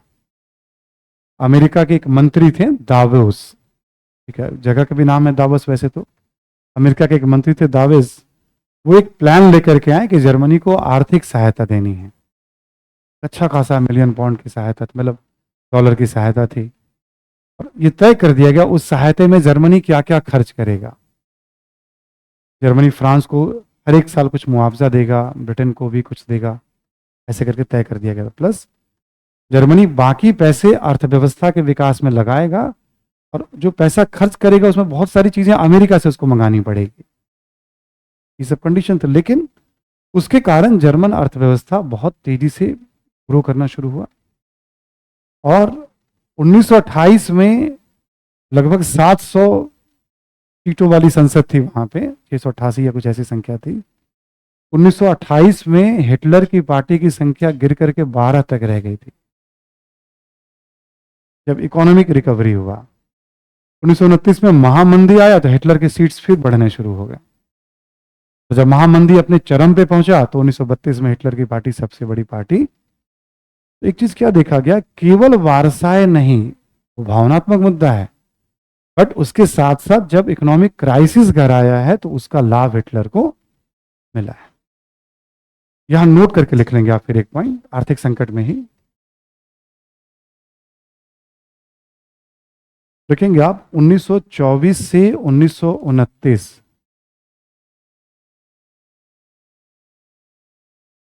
1924 से 1929 के बीच अमेरिकी आर्थिक सहायता, अमेरिकी आर्थिक सहायता ब्रैकेट में कर लेंगे आप, दावोस योजना,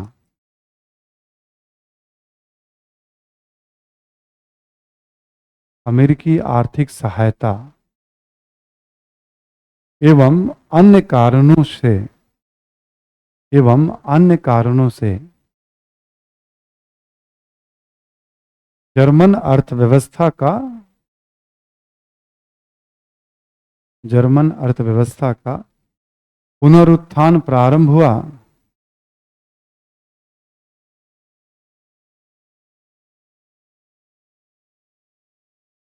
जर्मन अर्थव्यवस्था का पुनरुत्थान प्रारंभ हुआ।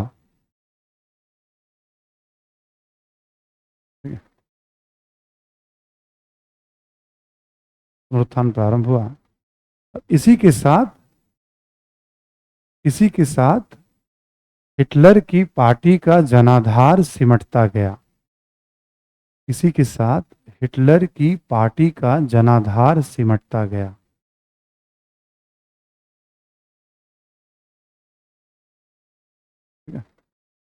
हिटलर की पार्टी का जनाधार सिमटता गया। संख्या में नहीं जाना फिर हमें, ये रिलेटेड कॉन्सेप्ट है, आपको राइज को समझने में भी हेल्प करेगा, कभी राइटिंग में भी हेल्प कर सकता है। मैं नोट जो करके लिखाता हूं आपको, कभी भी लिखने के दौरान नोट करके लिखने की जरूरत नहीं है आपको। रिक्वायरमेंट हुआ तो आप पूरा लिख दीजिए, उसको आप लिख सकते हैं पूरा, ठीक है। बट जब राइज केवल कभी नहीं पूछेगा हिटलर का एग्जाम में, तो 150 शब्द वैसे ही क्रॉस कर जाएंगे, ठीक है। इसीलिए मतलब उसको हटा के हम राइटिंग करेंगे, लिखेंगे आप इसमें और पॉइंट, नोट के बाद अगला पॉइंट लिखेंगे 1900, नोट के बाद अगला उसी में लिखेंगे आर्थिक संकट में ही।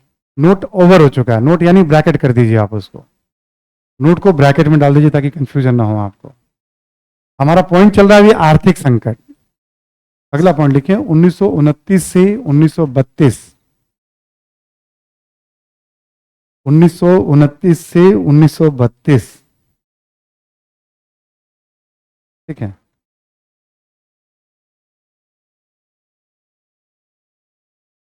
ठीक है, 32 के बीच महामंदी, 29 से 1932 के बीच महामंदी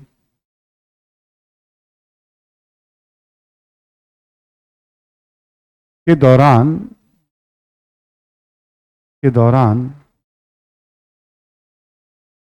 जर्मनी में बेरोजगारों की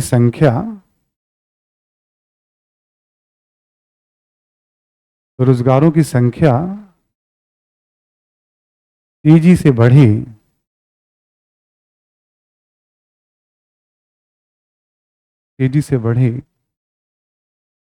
लिखेंगे आप, इसी दौरान हिटलर की पार्टी का जनाधार भी बढ़ा। इसी दौरान हिटलर की पार्टी का जनाधार भी बढ़ा।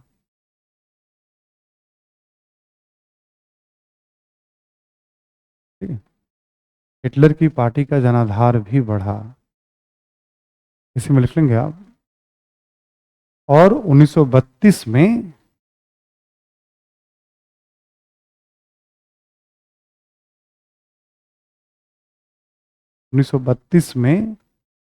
हिटलर की पार्टी या नाजी पार्टी सबसे बड़ी पार्टी के रूप में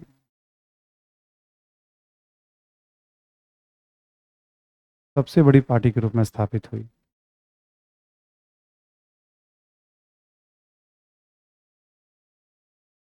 ब्रैकेट में लिख लें आप, 230 से कुछ अधिक सीट था इसके पास, 232 या 34 था, ठीक है। 230 से कुछ अधिक सीट था, ऐसे एक नंबर दिमाग में रखने के लिए दिया मैंने आपको, ठीक। सबसे बड़ी पार्टी बन गई थी इस समय। हम क्या देख रहे हैं, मंदी के साथ इसका बहुत तेजी से राइज। अच्छा, एक और इंटरेस्टिंग बात थी, मंदी नहीं आता तो क्या हिटलर, इस पे सवाल हमेशा होता है। 1900, जैसे आपको याद होगा, 6600 मिलियन पौंड हर्जाने की राशि थी, जर्मनी ने कहा यह बेतुका है। एक उस समय के बड़े अर्थशास्त्री हैं, उनकी आज भी गिनती बड़े अर्थशास्त्री के रूप में होती है, J.M. किन्स, ठीक है। तो उस समय जो मुआवजा निर्धारित किया गया था, तो किन्स ने उस पर विरोध किया था, जर्मन अर्थव्यवस्था का आकलन करके कि ये गलत है, बहुत ज्यादा से ज्यादा तुम 2000 मिलियन पौंड का मुआवजा करो, 2000 मिलियन पौंड का मुआवजा करो, बहुत ज्यादा से ज्यादा, और वो भी किस्तों में बांधो, लंबे किस्त होने चाहिए उसके।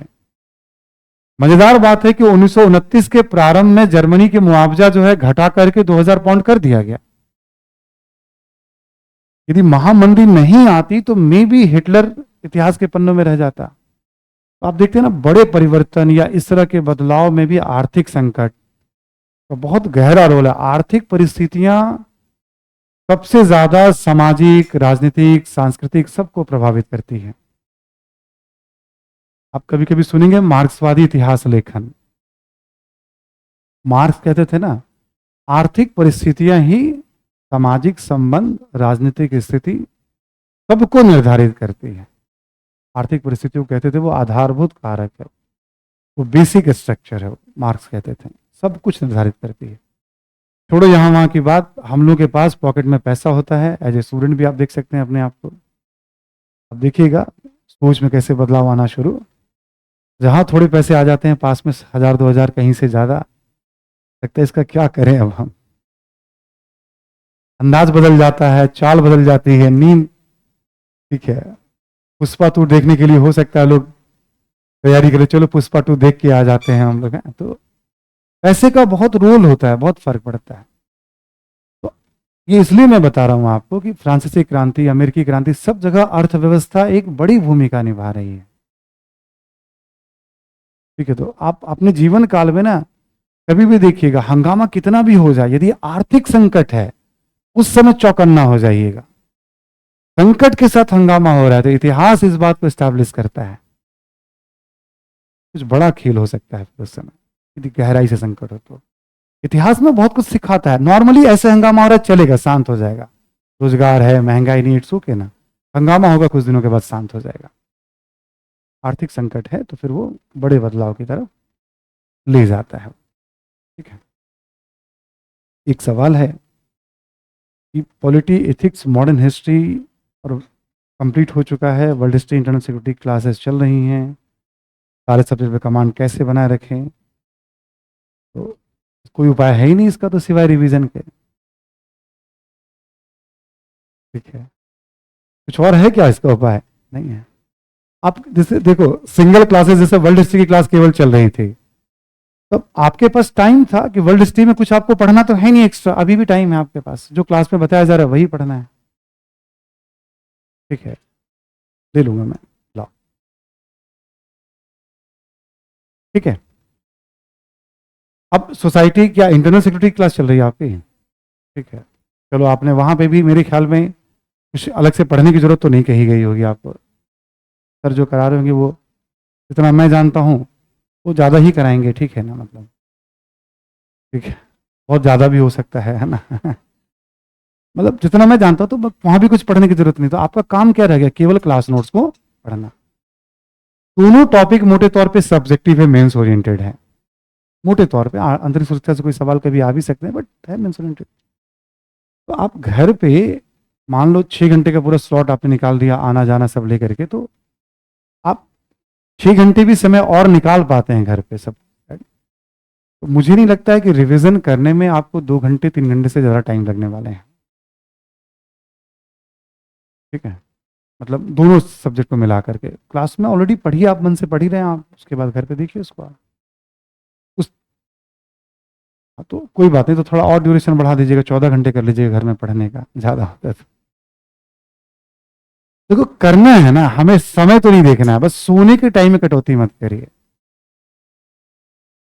देखो एक बहुत जेन्युइन सलाह दे रहा हूँ, लंबी यात्रा है, आज कटौती करेंगे, हमने देखा है ना, मतलब मैं खुद सफरर हूँ, स्टिल सफरर हूँ मैं। ठीक है, नींद की कीमत पे बहुत पढ़ाई की है, पढ़ाने के लिए भी, बहुत चीज़ों के लिए भी, और वो फिर वो एक ऐसा बायोलॉजिकल क्लॉक बन गया है कि मैं सोऊं ना सोऊं, मतलब सब कुछ रूटीन। कुछ लोग कहते हैं बहुत अच्छी बात है, 2 3 घंटे सो के भी आप आराम से नॉर्मल रहते हो। मैं कहता अच्छी बात तो नहीं है यार। ठीक है, मैं अच्छी नींद के लिए मतलब सोचता रहता हूँ कब अच्छी नींद आएगी, कभी कभी आ जाती है तो बहुत खुश रहता हूँ, 2 4 महीने में एक बार। उसका नुकसान बहुत है हेल्थ पे और आपकी तैयारी पे। बाकी हर चीज को कट कर दीजिए आप। 8 घंटे सोते हैं तो मैं तो कहूंगा सो लीजिए 8 घंटे, आप 2 बार में सोते हैं 2 बार में सोइए आप।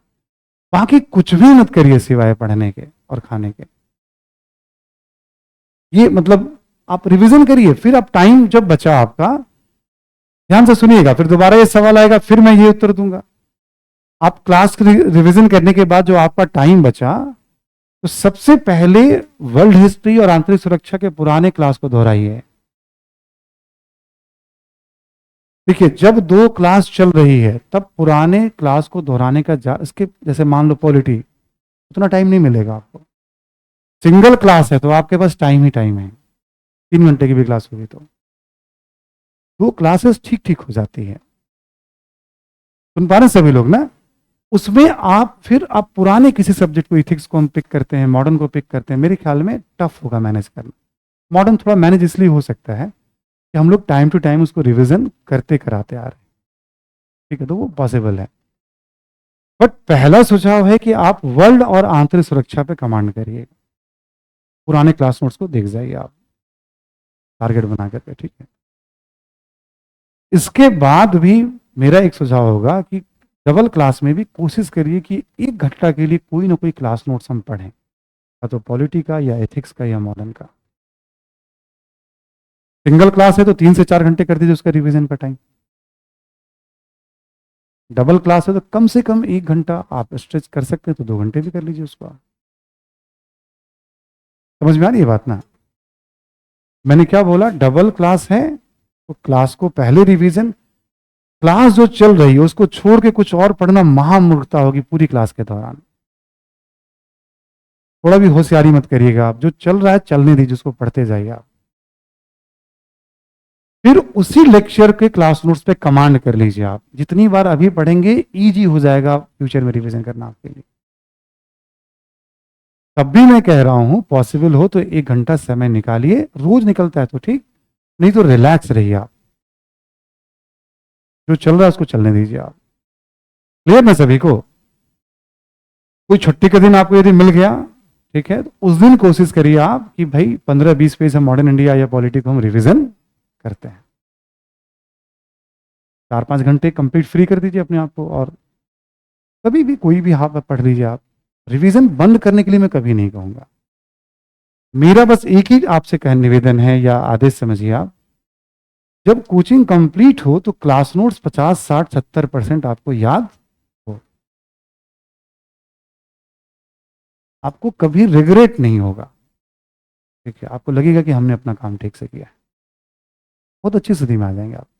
आगे आपकी मर्जी कि आप कितना डेडिकेशन से हैं।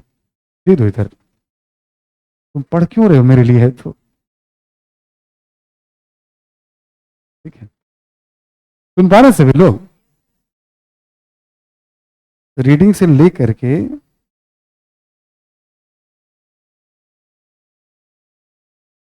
ठीक है, रीडिंग को लेकर के कोई और अभी सवाल तो नहीं बनेगा ना आपका? क्लियर ना सभी को? रीडिंग को लेकर ऐसा सिंगल क्लास हो, अप टू यू, तब तो बहुत आराम से आप पिक कर सकते हैं आप। ये आपके ऊपर है, क्या 2 सब्जेक्ट हम और पढ़ लें, सिंगल क्लास चल रही मान लो 1 महीने तक, टोटल आपका कॉल है। बट प्लान ऐसे करिएगा कि फिर कुछ किए तो बीच में ना फंस जाएं, बीच में फंस रहे हैं तो परेशान नहीं होना है, टारगेट बना लेना कि चलो चौथा हिस्सा हमने कवर कर लिया है, ठीक है। रिवीजन के बिना लेकिन आगे नहीं बढ़ना है, ये क्लियर है। और अभी क्या एक मतलब, वैसे अभी संडे को तो खैर टेस्ट नहीं हो पाया, मैंने ही रोक दिया था टेस्ट के लिए। अभी एक मेरी इच्छा ये कर रही थी कि हम क्या मॉडर्न और वर्ल्ड का टेस्ट एक साथ ले सकते हैं क्या? तो वर्ल्ड का वैसे एग्जाम में देखो महत्व कम है, तो मेरे उसमें आ रहा था कि क्या, अभी तुरंत नहीं कह रहा हूं मैं, अभी तो वर्ल्ड का एक में ले लूंगा आपका टेस्ट, इस बीच में एक टेस्ट करा दूंगा जो मैंने कहा पेरिस सम्मेलन तक, आप रिविजन करते रहिएगा। 60% सिलेबस है आपका, उतना कवर हो जाएगा, बाकी उसके बाद तो ये सब कुछ है नहीं, पासी बनना जी। इसके बाद जो अगला टेस्ट होगा, तो मैं ये सोच रहा था, मैं अब जब भी होगा 12-15 दिनों के बाद होगा, ठीक है, तो उसमें मैं ये चाह रहा था कि क्या हम लोग मॉडर्न और वर्ल्ड पे कंबाइन करें क्या? पता है क्या, देखो एक टारगेट आपको मिलेगा, मॉडर्न पे लेवल 1 का ही सवाल दूंगा मैं, बट आपको एक टारगेट मिलेगा। टारगेट में क्या होता है, हम पुश करते हैं अपने आप को,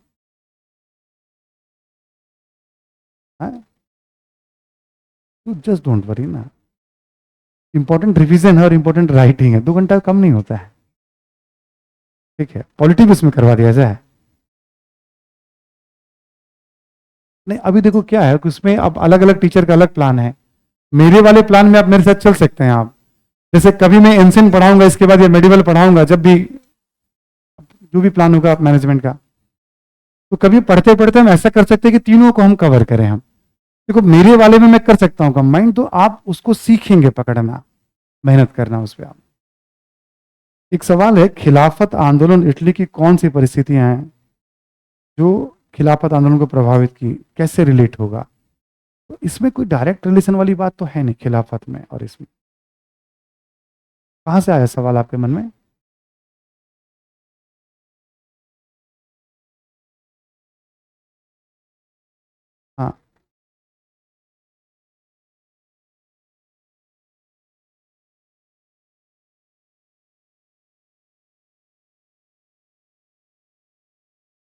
अच्छा, ये आप कह रहे हैं खिलाफत का जिक्र इटली में हम क्यों नहीं कर रहे हैं, मान लो, है ना, भारत में हमने किया था जिक्र, ये कह रहे हैं आप। हाँ, तो वहां इटली में उतनी मुस्लिम आबादी नहीं थी ना। ये तो खलीफा उनके नेता हैं जो मुस्लिम समाज के हैं। ठीक है, बस रिलेवेंट सवाल होगा तो अभी मैं, हाँ, एक सवाल है, लेनिन की नव आर्थिक नीति ने, न्यू इकोनॉमिक पॉलिसी ने 1921 में स्वतंत्रता के शीघ्र पश्चात भारत द्वारा अपनाई गई नीतियों को प्रभावित किया था। क्लियर ना सभी को? अब आप जब इंडियन इकोनॉमी पढ़ेंगे, नहीं भी जो सर अपना पढ़ा रहे हैं, मैं पोस्ट इंडिपेंडेंस जब आपको बताऊंगा, एक बार कॉन्सेप्ट्स मिक्स्ड इकोनॉमी की पूरा मैं भी बताऊंगा आपको, केवल कॉन्सेप्ट मिक्स्ड इकोनॉमी क्यों। फिर आप ऐसे समझ लीजिए आप कि लेनिन की नौ आर्थिक नीति क्या थी, आपने बता दिया। लेनिन के बारे में एक इंट्रोडक्शन हो गया, आंसर इसका लिखना हो तो, है ना।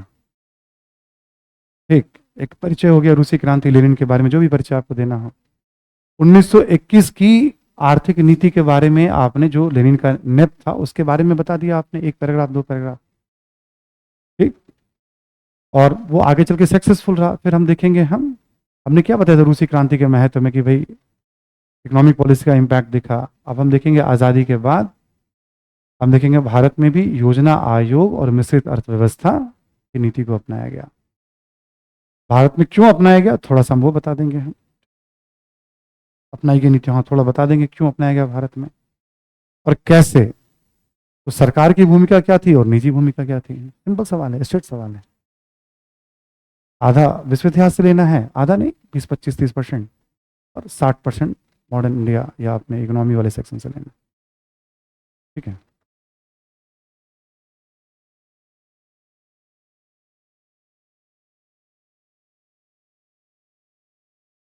दो ऑप्शनल में क्या ज़्यादा अच्छा है, ये तो हम लोग कह चुके हैं, आपके चॉइस के ऊपर है।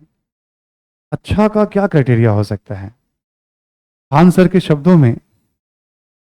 ठीक है, मैं आपको एक जानकारी दे दूं, कल जो जानकारी मुझे, मतलब वहाँ बात किया था सर से भी, थोड़ी देर के लिए बात हुई थी हमारी। आवाज़ तो काफ़ी बैठा हुआ था सर का, आवाज़ पहचान में नहीं आ रहा था। तबीयत स्टेबल है, थोड़ा बीपी फ्लक्चुएट कर रहा है क्योंकि डिहाइड्रेशन बहुत ज़्यादा हो गया था, है ना। तो कल जस्ट थोड़ी देर के लिए बात हुई थी, तो बस जस्ट ऐसे जानकारी के तौर पे, क्योंकि एक उत्सुकता रहती है कि भाई सर, ठीक है, सेहत अच्छी हो, क्योंकि अब लाखों लोगों, लाखों स्टूडेंट्स को वो एक एक अपनी हिम्मत के दम पे पूरा रास्ता बना रहे हैं वो, ठीक है ना। तो बहुत से लोगों की दुआएं हैं ही, और कहने की ज़रूरत नहीं है कि आप, हम सब यहाँ मिले हैं इस मंच पे, उसके सूत्रधार वही हैं, मतलब ठीक है, आंसर है तो बेटर है। बाकी सर ने श्योर किया कि मतलब मे भी कल रात में या आज डिस्चार्ज, ठीक है, कल रात में ही बात हुई थी 9 बजे के आसपास, तो बेटर हेल्थ है उनका सर का, ठीक है। आप फिर तो रिकवर कर जाऊंगा 1-2 दिन में, तो फिर अच्छी बातचीत करेंगे हम लोग। मैं कहा ठीक है सर, आप रिकवर कर लीजिए आप एक बार, है ना। तो अभी बात कर रहे थे सर का, हाँ, एक क्लास में था तो सर ने कहा कि भाई तुम पत्नी चुनोगे तो हमसे पूछ के चुनोगे। हालांकि वो उत्तर यहाँ मैं पूरी तरह से नहीं कहूंगा लागू करने के लिए, ठीक है। वो उनका तरीका है अपना, और अपने तरीके से बात करते हैं सर, है ना। देखो, ऑप्शनल के लिए मैंने समझाया है, आप मेरे सुझाव पे हमेशा ध्यान रखिए। सवाल रिपीट करने का मतलब होता है आप पीछे ध्यान नहीं दे रहे हैं। हमने बताया कुछ ऑप्शनल में से आप ऑप्ट कर सकते हो, जो जो चल रहे हैं अपने यहाँ भी चल ही रहा है मैक्सिमम। क्राइटेरिया क्या होता है कि उसमें क्या मार्गदर्शन अच्छा है, ये क्राइटेरिया। दूसरा होता है क्या आगे जब हम राइटिंग करेंगे तो हमें मार्गदर्शन मिल पाएगा। तीसरा, क्या उस पर कंटेंट ठीक ठाक उपलब्ध है। चौथा पॉइंट मैं कहूँगा आपकी रुचि, ठीक है, आपका इंटरेस्ट कितना है उस सब्जेक्ट में। आप इंटरेस्ट भी काफ़ी होता है, तो ये क्राइटेरिया है। मार्गदर्शन कैसा है, राइटिंग के दौरान हमें कितना हेल्प मिल पाएगा, क्या टेस्ट सीरीज ज्वाइन करते हैं हम। जरूरी होता है ना अपने आप को जज करना, केवल पढ़ने से तो बात बनती नहीं है। विषय वस्तु कितना उपलब्ध है उस पर, मतलब। तो आपने पूछा इतिहास हिंदी साहित्य को लेकर, दोनों में, हिंदी में तो भरपूर सामग्री उपलब्ध है, आपको क्या नहीं पढ़ना ये जानना होगा, ठीक है। दोनों में सामग्री, तो अंग्रेजी में तो कुछ पढ़ना ही नहीं है आपको इसमें, ठीक है। तो ये है, तो आप कोई भी ले लीजिए। आप कई बार पूछ लेते हैं कि भाई सर नंबर किस में आएगा, नंबर लिखने से आएगा। आप ज्योग्राफी ले लो, सोशियोलॉजी ले लो, पॉलिटिकल साइंस ले लो, जो ले लो, लिखोगे तो अभी नंबर आएगा ना।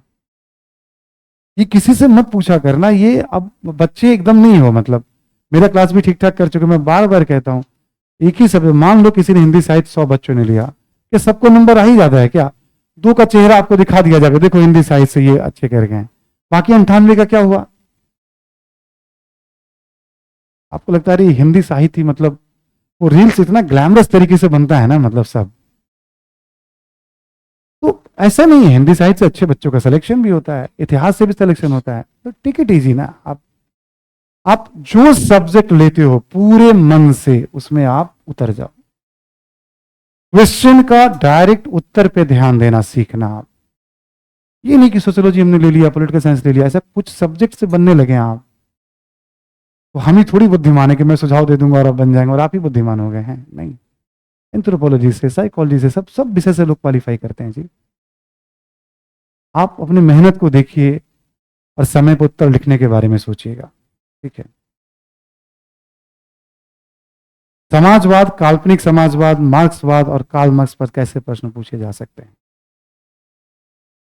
ठीक, पूछे जा सकते हैं, जैसे समाजवाद के उदय के कारण मान लीजिए आपसे पूछ लिया गया, ठीक है, उदय के कारण और 19वीं सदी के पूर्वार्ध में यूरोपीय समाज पर क्या प्रभाव देखा, एक सिंपल ऐसे सवाल हो सकते हैं।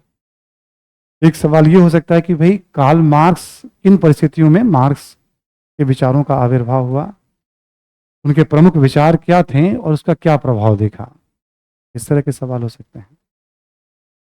बहुत बड़े लेवल पे जाएं हम लोग, ठीक है ना, अभी थोड़ा और आगे चलिए आप, तो राजतंत्र से संक्रमण की अवस्था में दो तरह की धाराएं उभरी, एक उदारवाद और एक समाजवाद या मार्क्सवाद, ठीक है। और दूसरी धारा कमजोर क्यों पड़ गई, समाजवाद या मार्क्सवाद, ये अभी पूरा पढ़ लेंगे तब आपको समझ में आएगा। ऐसे आ सकते हैं सवाल, ठीक है। समाजवाद वो कौन सी परिस्थितियां थी जिसमें इन विचारधाराओं का उदय हुआ, समाजवाद मार्क्सवाद का, परिस्थितियां कॉपी में ही लिखी हुई हैं।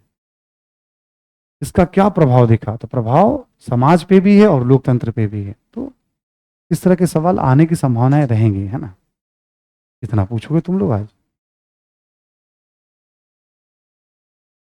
टेस्ट कल ही ले लें, रुक जाओ ले लेंगे, तुम लोग तैयारी तैयार रहना तुम लोग। ऐसा क्यों था कि जब आर्थिक संकट गहराता था तब हिटलर को ज्यादा सीटें मिलती थी, मैंने बता ही दिया, बेरोजगारी। हिटलर विकल्प बता रहा है कि हम कैसे आपको संकट से बाहर निकालेंगे, और उसका विकल्प क्या है, यहूदियों की संपत्ति पे कब्जा।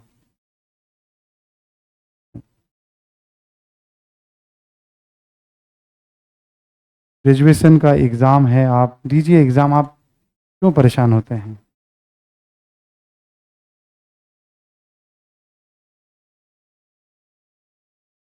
ठीक है, एक आंसर राइटिंग के लिए आया है ना, चलिए हम बात कर लेते हैं। दूसरा पॉइंट मेजर हो गया था आर्थिक संकट, अगला पॉइंट लिखें आप। देखिए, जब जब आर्थिक संकट गहराया, साम्यवाद की बात कर रहे हैं, जब जब आर्थिक संकट गहराया तथा तथा आर्थिक संकट गहराया तथा रूसी क्रांति की सफलता के कारण भी, रूसी क्रांति के सफलता के कारण भी, ठीक है, रूसी क्रांति की सफलता के कारण भी जर्मनी में साम्यवादी विचारधारा का तेजी से प्रसार हुआ, विचारधारा का तेजी से प्रसार हुआ, यहां तक कि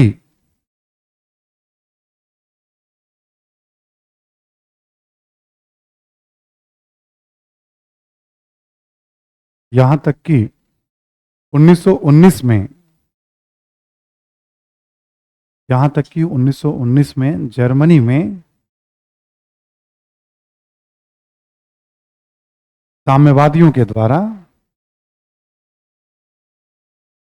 साम्यवादियों के द्वारा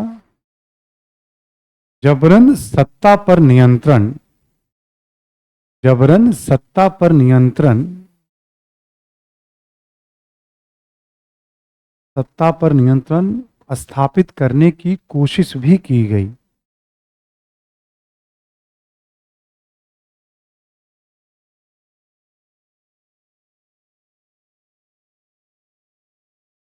सत्ता पर नियंत्रण स्थापित करने की कोशिश भी की गई।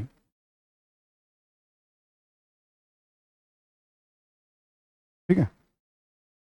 एक ऐसे जर्मन भाषा में अलग अलग, जैसे काप करके दक्षिण पंथी थे, काप पुश, ऐसे करके स्पार्टिस पुश, एक बार हिटलर म्यूनिक बियर पुश, यानी 3 अटेम्प्ट 23 तक हो चुके थे जबरन सत्ता पे कब्जा के। स्पार्टा एक स्पार्टिस मूवमेंट चला था एंसेंट ग्रीक या रोम वगैरह में, है ना, एंसेंट हिस्ट्री से जुड़ा हुआ है, उसके नाम पे ऐसे अटेम्प्ट हो चुके थे। तो साम्यवाद का तेजी से प्रसार हो रहा था जर्मनी में। नजदीक है ना रूस जर्मनी से बहुत, तो वहां भी उत्साहित थे साम्यवादी, और कार्ल मार्क्स वहीं का था। वहां के साम्यवादियों को लगता था भाई इस विचारधारा पे वहां हो गया तो क्रांति यहां भी हो जानी चाहिए। इसी में लिखे आप, लिखे कि जर्मन उद्योगपति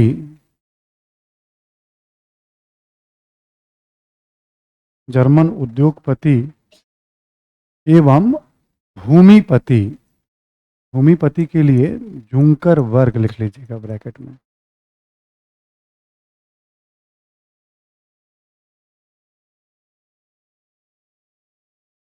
जर्मन उद्योगपति और भूमिपति दोनों ही भयभीत थे,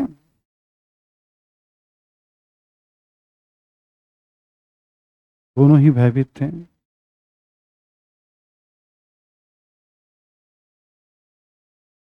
सबसे इंपॉर्टेंट क्या था, जब महामंदी के दौरान बेरोजगारों की संख्या बढ़ गई तो साम्यवादियों की संख्या भी बढ़ गई। ठीक है, अगला पॉइंट लिखिए आप, महामंदी के दौरान, महामंदी के दौरान साम्यवादी विचारधारा का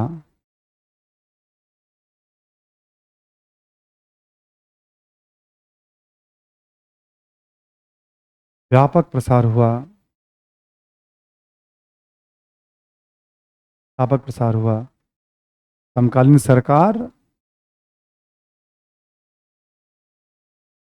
व्यापक प्रसार हुआ। समकालीन सरकार, समकालीन सरकार न तो,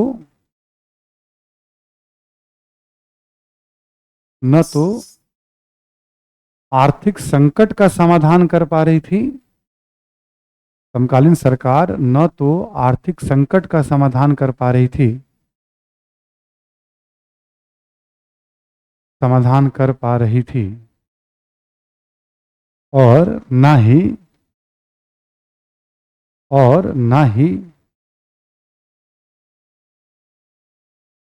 लिखेंगे, जैसे समस्या का समाधान तो कर नहीं पाते, और ना ही साम्यवादियों से,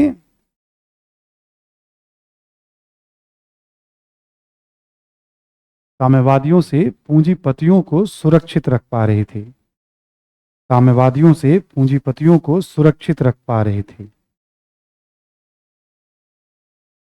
साम्यवादियों से पूंजीपतियों को सुरक्षित रख पा रही थी।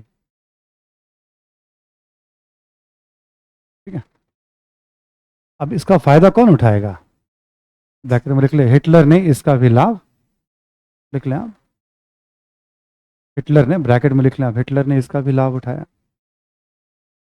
अब हिटलर क्या वादा करेगा ऐसी परिस्थिति में, हम साम्यवाद से आपकी रक्षा करेंगे, और क्या वादा करेगा, हम एक मजबूत सरकार आपको, जो परिस्थितियों के अनुसार वादा करना नेताओं का गुण होता है। हिटलर भी एक नेता है, ठीक है, उसके अंदर भी क्वालिटी थी। समझ में आ रही बात, तो ये है साम्यवाद। अब अगला पॉइंट लिखेंगे आप, सरकार के बारे में है, 6 पॉइंट लिखें आप, लिखिए न केवल आर्थिक संकट,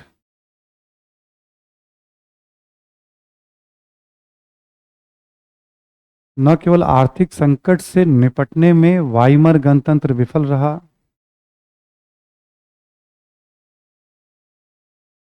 आर्थिक संकट से निपटने में वाइमर गणतंत्र विफल रहा, विफल रहा, बल्कि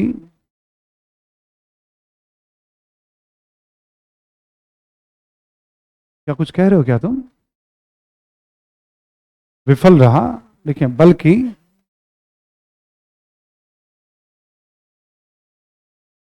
लिखेंगे, बल्कि वारसाई की संधि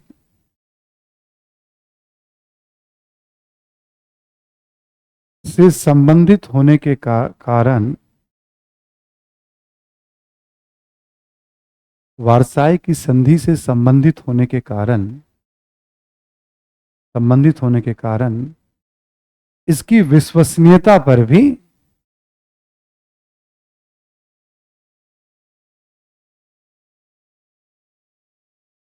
विश्वसनीयता पर भी सवाल उठाए जाते थे, संकट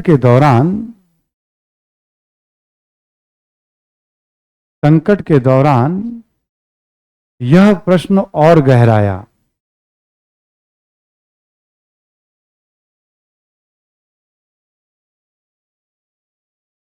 अब सवाल जैसे मान लो आर्थिक स्थिति अच्छी है तो कोई नहीं पूछ रहा है कि आपने हस्ताक्षर किया कि नहीं किया। जब आर्थिक स्थिति खराब हो गई, खूब बहुत ज्यादा खराब हो गई, और तब ये कहा जाता था कि भाई धोखा देने वाला है, ये जो है इसने ही मतलब पीठ पे छुरा घोंपा है। देखो क्या होता है कि उस समय जो जर्मन सेनापति थे, ये उसका प्रपोजल था कि अब संधि करो, नेता को आगे होना चाहिए ताकि जर्मन सेना का मोराल बचा रहे। ये जर्मन सेनापति का प्रपोजल था। और दुष्प्रचार क्या होता है, शुरू से हिटलर ने इस बात का दुष्प्रचार किया कि समाजवादियों ने और वाइमर गणतंत्र ने जर्मनी के पीठ पर छुरा घोंपा है, जबकि इसके पूरे रिकॉर्ड हैं। इतनी बार झूठ को इतनी बार बोलो कि वो सच प्रतीत, ये हिटलर कहता था, मैं नहीं कह रहा हूं। ठीक है, ये हिटलर कहता था।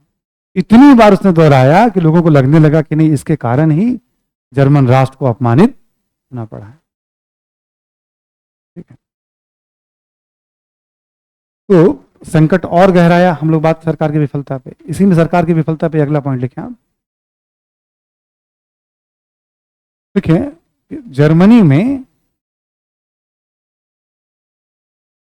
जर्मनी में लोकतंत्र को सम्मान से देखने की परंपरा नहीं थी।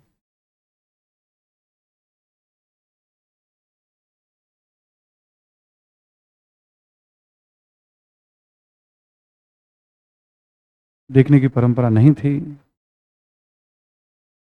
बल्कि राजतंत्र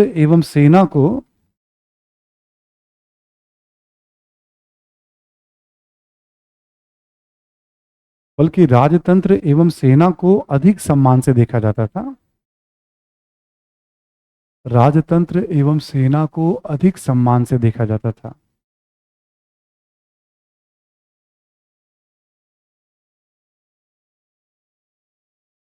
बिस्मार्क के जमाने से ही था, आपको याद होगा।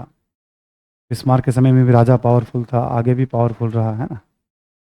ठीक है, संसद था बट उतना पावरफुल नहीं था वहां पे, तो जड़ें कमजोर थी उसकी, इसी में लिखें।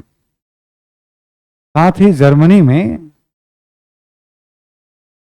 जर्मनी में आनुपातिक प्रतिनिधित्व प्रणाली के कारण, जर्मनी में आनुपातिक प्रतिनिधित्व प्रणाली के कारण, जर्मनी में आनुपातिक प्रतिनिधित्व प्रणाली के कारण किसी एक दल को बहुमत नहीं मिल पाता था। किसी एक दल को बहुमत नहीं मिल पाता था, और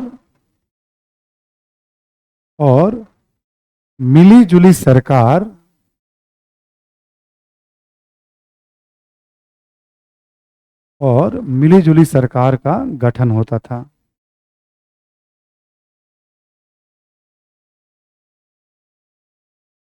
ऐसी स्थिति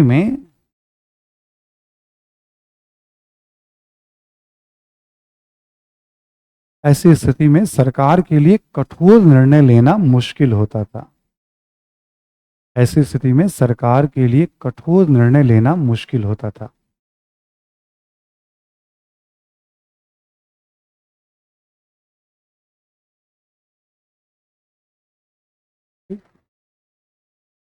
मुश्किल होता था। अगला पॉइंट लिखें, अगला पॉइंट लिखें, इन परिस्थितियों में हिटलर एक मजबूत सरकार का वादा कर रहा था।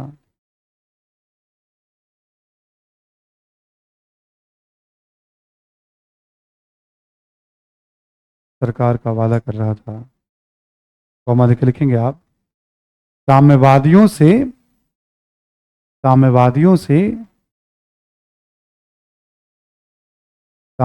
से रक्षा का आश्वासन भी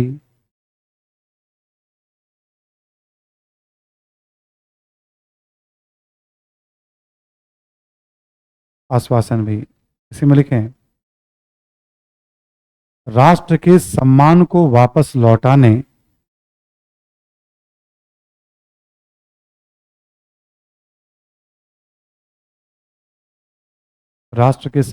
वापस लौटाने कौमा जर्मनी के गौरव को स्थापित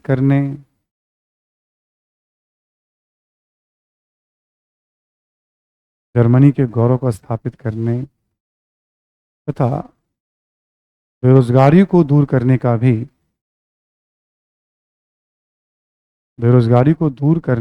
आश्वासन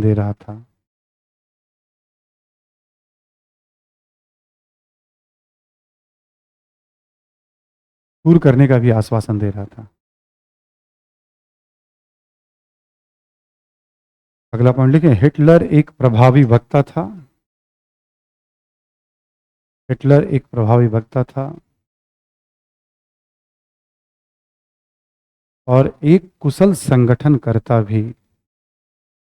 प्रभावी वक्ता था और एक कुशल संगठनकर्ता भी।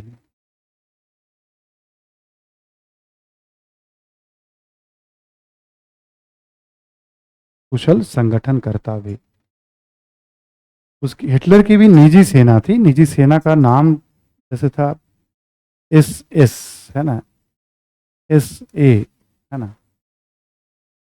लिखिए आप, हिटलर ने, इसे में लिख लें, हिटलर ने SSSA नामक निजी सेना का गठन किया। हिटलर ने SSSA नामक निजी सेना का गठन किया और इस सेना में युवाओं तथा बेरोजगारों की भागीदारी बढ़ती जा रही थी। इस सेना में युवाओं तथा बेरोजगारों की भागीदारी बढ़ती जा रही थी।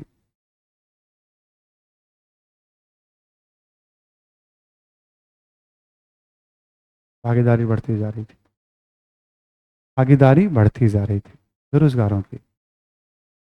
युवा और बेरोजगार एक ही बात है। युवा और बेरोजगार एक ही बात है ना? भागीदारी बढ़ती जा रही थी। अगला पॉइंट लिखें, 1932 के चुनाव में 1932 के चुनाव में हिटलर की पार्टी सबसे बड़ी पार्टी के रूप में स्थापित हुई।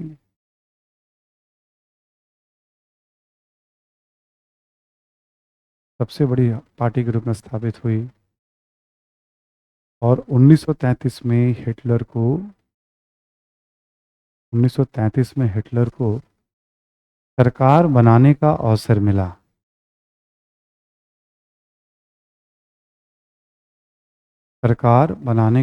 मिला। हिटलर को प्रधानमंत्री बनाया गया, वहां पे चांसलर। ठीक है।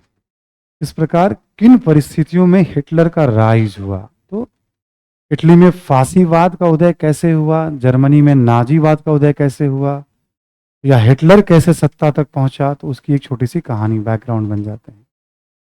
अब यह है कि हिटलर ने क्या किया, लिखें आप जरा, हिटलर के कार्य, है ना।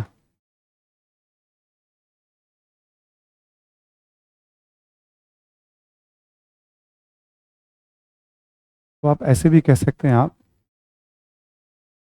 नाजीवादी, अधिनायकवादी, सर्वसत्तावादी,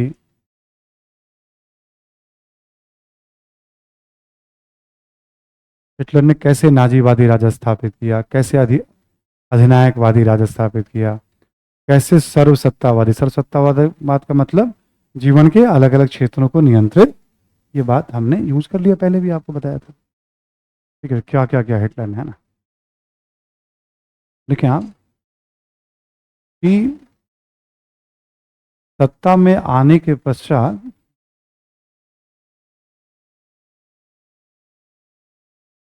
चुनाव का आयोजन, बिल्कुल इटली वाले मॉडल पे चले गए।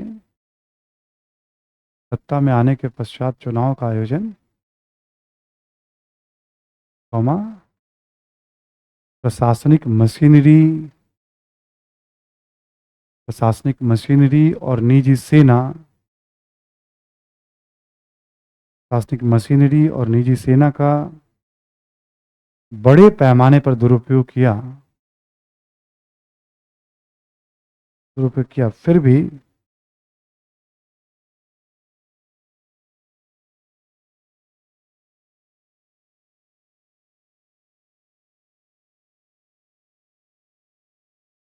ठीक है, देख लिया आपने, स्थापित किया, ठीक है, हिटलर ने। फिर भी लिखें आप, अपनी पार्टी को फिर भी अपनी पार्टी को पूर्ण बहुमत नहीं दिला पाया।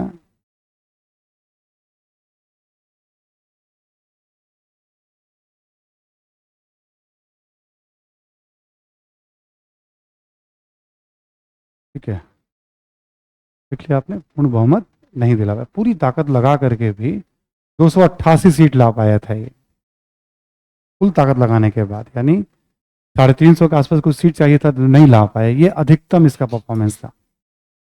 232 जहां तक याद है नेचुरल परफॉर्मेंस था इसका, 288 क्योंकि इकोनॉमिक रिकवर करने लगी थी, तो इसका अधिकतम परफॉर्मेंस था इसका। नेक्स्ट लिखें आप, लिखें हिटलर ने संसद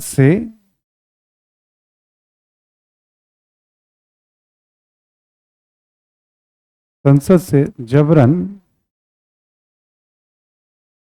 एनेबलिंग कानून पारित किया, एनेबलिंग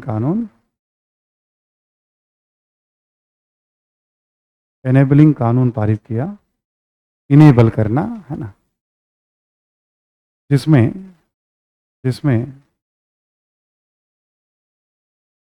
यह प्रावधान था कि अगले 4 वर्षों तक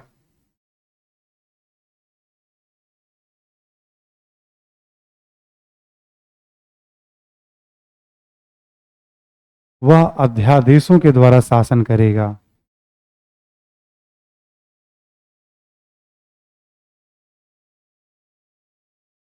अध्यादेशों के द्वारा शासन करेगा। समझ में आ गया आपको? सेम स्टाइल तो इटली में चल रहा था। अब कैसे, जैसे संसद है, ठीक, अब जहां बैठक हो रही है, बैठक में इसने क्या किया, अपने निजी सेना वाले को मतलब मेन गेट से लेकर संसद भवन के अंदर पूरा फैला दिया, गन लेकर के, सब खड़े हो जाओ, ठीक, संसद में बहुमत तो थी नहीं इसके पास। इस चुनाव में मार्क्सवादियों के पास 81 सीट थे। इसने बोला मार्क्सवादी देशद्रोही देखना है, एक भी संसद में आने ना पाए। इसने क्या किया, मार्क्सवादियों को संसद में आने की अनुमति नहीं दी। दूसरा काम किया इसने, ठीक है, और उसके बाद बाकियों को धमका कर ऐसे करके बहुमत दिखाने के लिए पारित, बोला अब संसद की जरूरत नहीं, संसद का बस इतना ही काम था, बस एक अध्यादेश पारित कर दो ताकि लोगों को लगे कि हाँ मुझे अधिकार मिल गया। अध्यादेशों के द्वारा शासन करे। मजेदार बात क्या है, ठीक इसके पहले जब चुनाव हो रहा था कहा जाता है कोई मानसिक रूप से विक्षिप्त व्यक्ति ने संसद भवन को आग लगाई, और संसद भवन को आग लगाई इस बात की जानकारी नाजीवादियों को थी। कहा जाता है इन लोगों ने जानबूझकर आग लगवाया, ठीक। और आग लगाने के बाद जब लग गया संसद भवन में, आग जलने दिया गया, फिर बाद में थोड़ा बहुत कार्रवाई, संसद ही पूरा जल गया एक तरह से मोटे तौर पे। अब इसने मैसेज किया कि ये सब मार्क्सवादियों का काम है और यहूदियों का काम है, चुनाव लड़ना था इसको, ठीक है। तो उस खुद पूरी व्यवस्था को देख रेख कर रहा है। उसके बाद इस दुर्घटना के नाम पे चुनाव में एक इमोशनल जो सेंटिमेंट होता है उसको उभारने की कोशिश करता, किया, खूब किया, उसमें भी सफल था, ताकत का इस्तेमाल किया, तब भी इसको पूर्ण बहुमत नहीं मिल पाया था। ये इसका चरम कह लीजिए आप, टॉप परफॉर्मेंस था इसका, ठीक है। एक तो घटना ये हो गई। दूसरी घटना क्या हो गई फिर, अब एक नई जगह संसद की बैठक हुई तो बुलाया सबको, आओ सब बैठो और एक आदेश पारित होगा। पहले समझा दिया था सभी को, ये आदेश बहुमत से पारित हो जाना चाहिए। और निजी सेना वालों ने बहुत सारे सांसदों को पकड़ लिया, कुछ को मार दिया, मतलब अराजकता जो होती है, मतलब इस प्रकार हिटलर ने जो है सत्ता पे अपनी पकड़, अब जाकर के उसकी पकड़ बन गई।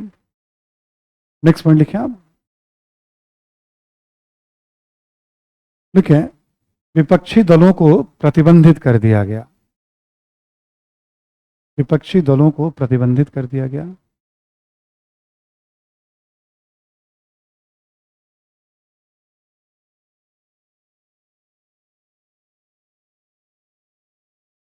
इमीडिएट आदेश दिया कि भाई इसकी कोई जरूरत, राष्ट्र कमजोर होता है, लोकतंत्र से राष्ट्र कमजोर होता है, बहस करते हैं और उसमें समय खराब होता है, निर्णय नहीं ले पाते हैं, ठीक है,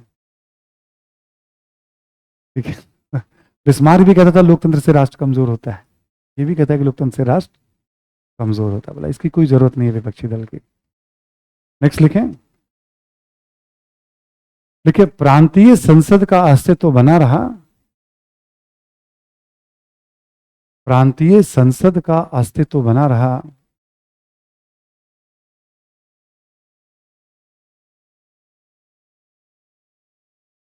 प्रांतीय संसद का अस्तित्व बना रहा, लेकिन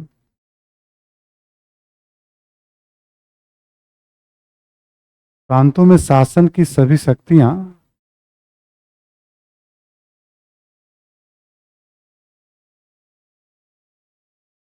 प्रांतों में शासन की सभी शक्तियां विशेष कमिश्नर को दे दी गई, सभी शक्तियां विशेष कमिश्नर को दे दी गई,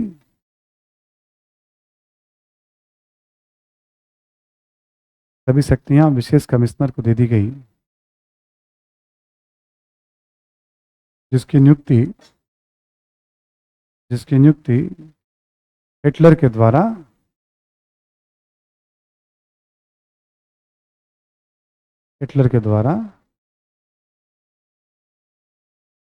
की जाती थी।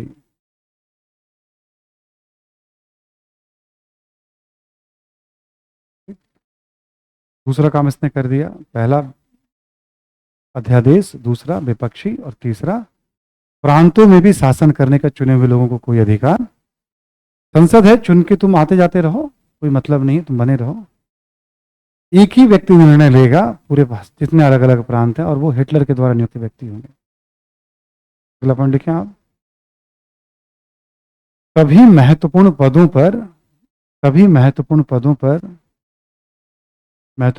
पर नाजी पार्टी के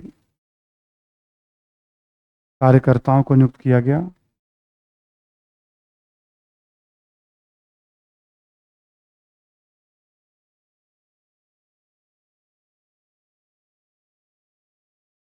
नाजी पार्टी के कार्यकर्ताओं को नियुक्त किया गया। नेक्स्ट लिखें इसी में, तो अगला पॉइंट होगा प्रेस पर कठोर प्रतिबंध, प्रेस पर कठोर प्रतिबंध, कठोर प्रतिबंध, कॉमा देख लेंगे। इस प्रकार हिटलर के हाथों में शक्ति का केंद्रीकरण किया गया, सेंट्रलाइजेशन किया गया।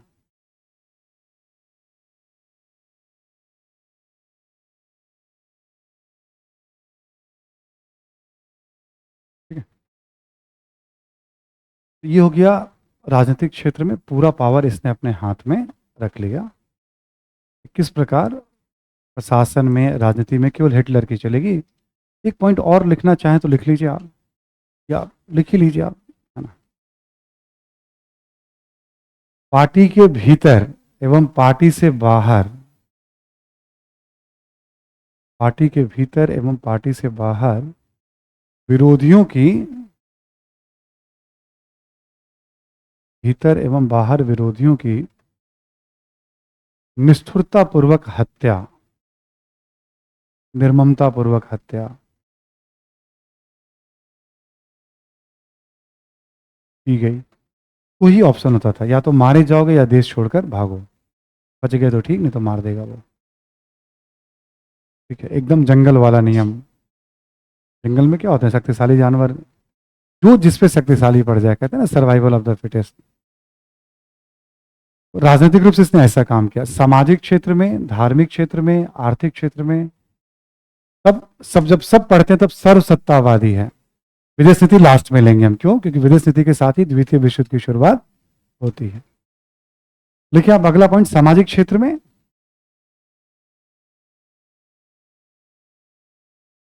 सामाजिक क्षेत्र में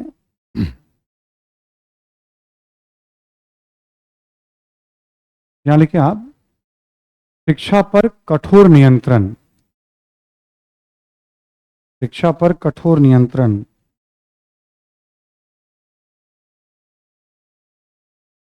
और लिखेंगे आप, कॉमा देखिए, लगभग लगभग 4000 पुस्तकों को प्रतिबंधित,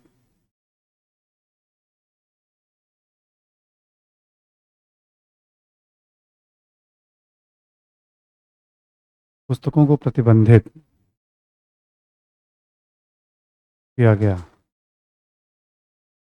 ये पुस्तक है नाजी विरोधी, है ना, जो नाजी विचार को कमजोर कर रहे हैं, या राष्ट्र विरोधी, मतलब यही चलता है, नाजी विरोधी है तो आप राष्ट्र विरोधी हैं। दूसरा कॉन्सेप्ट इसमें क्या होता है, यदि आप हिटलर का विरोध कर रहे हैं या उसकी पार्टी का विरोध कर रहे हैं, इसका मतलब अब आप राष्ट्र विरोधी हैं। लगभग 4000 पुस्तकों को, इन सबसे राष्ट्र कमजोर होता है। ठीक है, इसी में लिखें आप,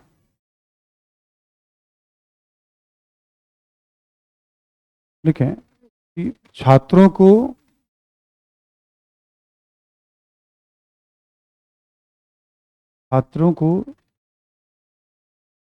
हिटलर का आदेश मानने, हिटलर का आदेश मानने के लिए प्रशिक्षण दिया जाता था।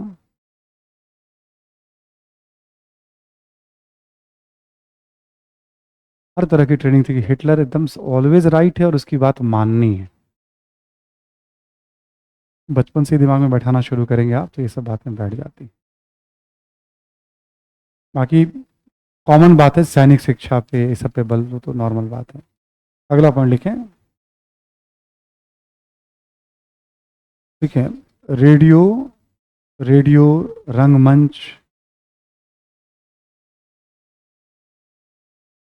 सिनेमा, ठीक है, सिनेमा, लेखक, कलाकार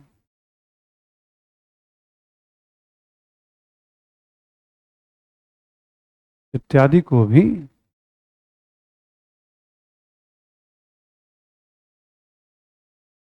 केवल नाजीवादी विचारों,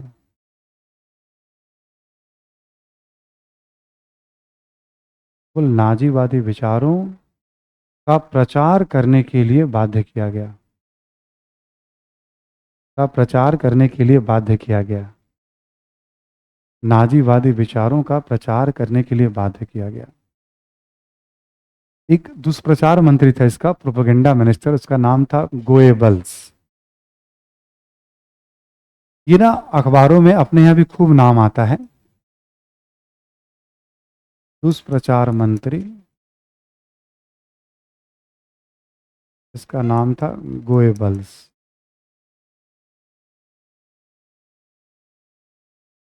ठीक है, ब्रैकेट में नाम लिख लीजिएगा ऐसे ही। ये सब जिम्मेदारी किसको दी गई थी? तो गोएबल्स को। ठीक, प्रोपेगेंडा फैलाना काम था इसका। ठीक है, नेक्स्ट पॉइंट लिखें। सामाजिक क्षेत्र में ही लिखें कि वृद्धों, वृद्ध, ओल्ड एज जो होते हैं, वृद्धों, अपाहिजों इत्यादि को, वृद्धों, अपाहिजों इत्यादि को राज्य पर बोझ के तौर पर देखता था। हाँ, मतलब पता तो चले हिटलर कैसा था। राज्य पर बोझ के तौर पर देखता था, बर्डन के तौर पर देखता था।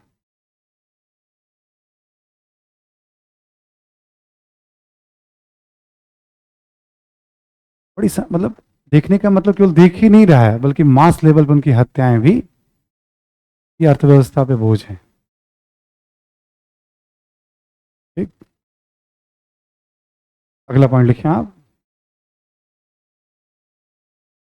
लिखें, उन महिलाओं को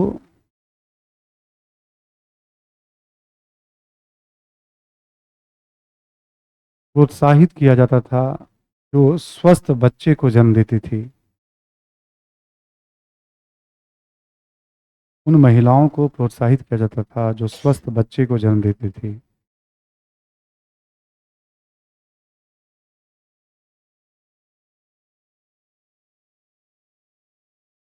ठीक है, स्वस्थ बच्चे को जन्म,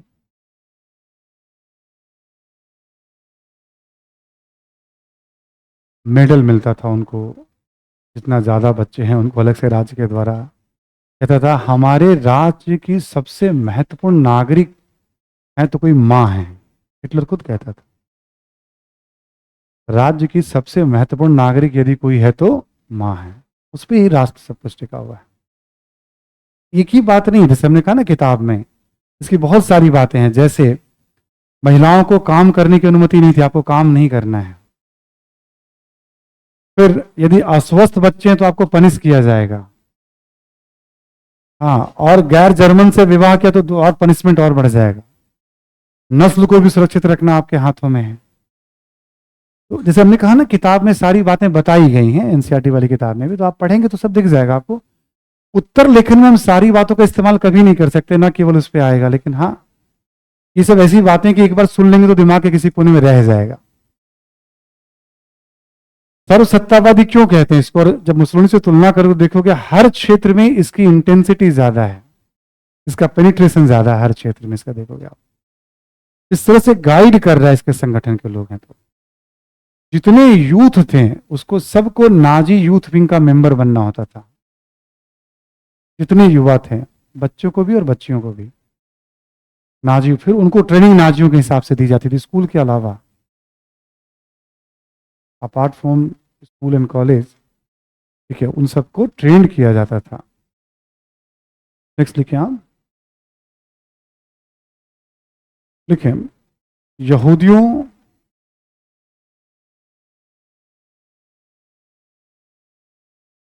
यहूदियों को हिटलर ने सर्वप्रथम नागरिकता से वंचित किया।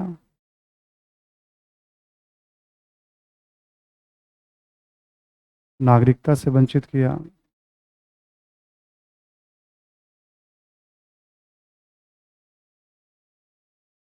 से वंचित किया, कॉमा, ज्यूज की बात कर रहे हैं, यहूदियों को नागरिकता से वंचित किया कि न्यूरम्बर्ग करके लॉ आया था। इसी में कॉमा देकर लिखें आप। लिखें, सिविल सेवा से निष्कासित किया गया। सिविल सेवा से निष्कासित किया गया।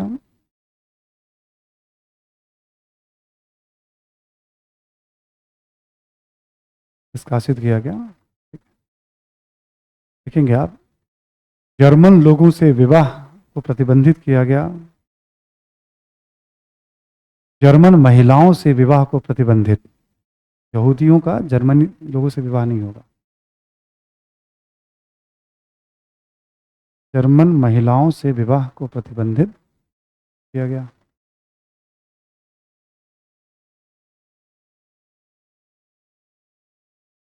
अगला पॉइंट लिखें, ठीक है, इनकी संपत्ति को लूटा गया, इनकी संपत्ति को लूटा गया, यहूदियों की संपत्ति को लूटा गया।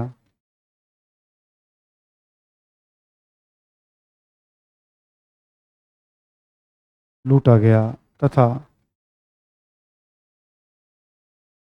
यहूदियों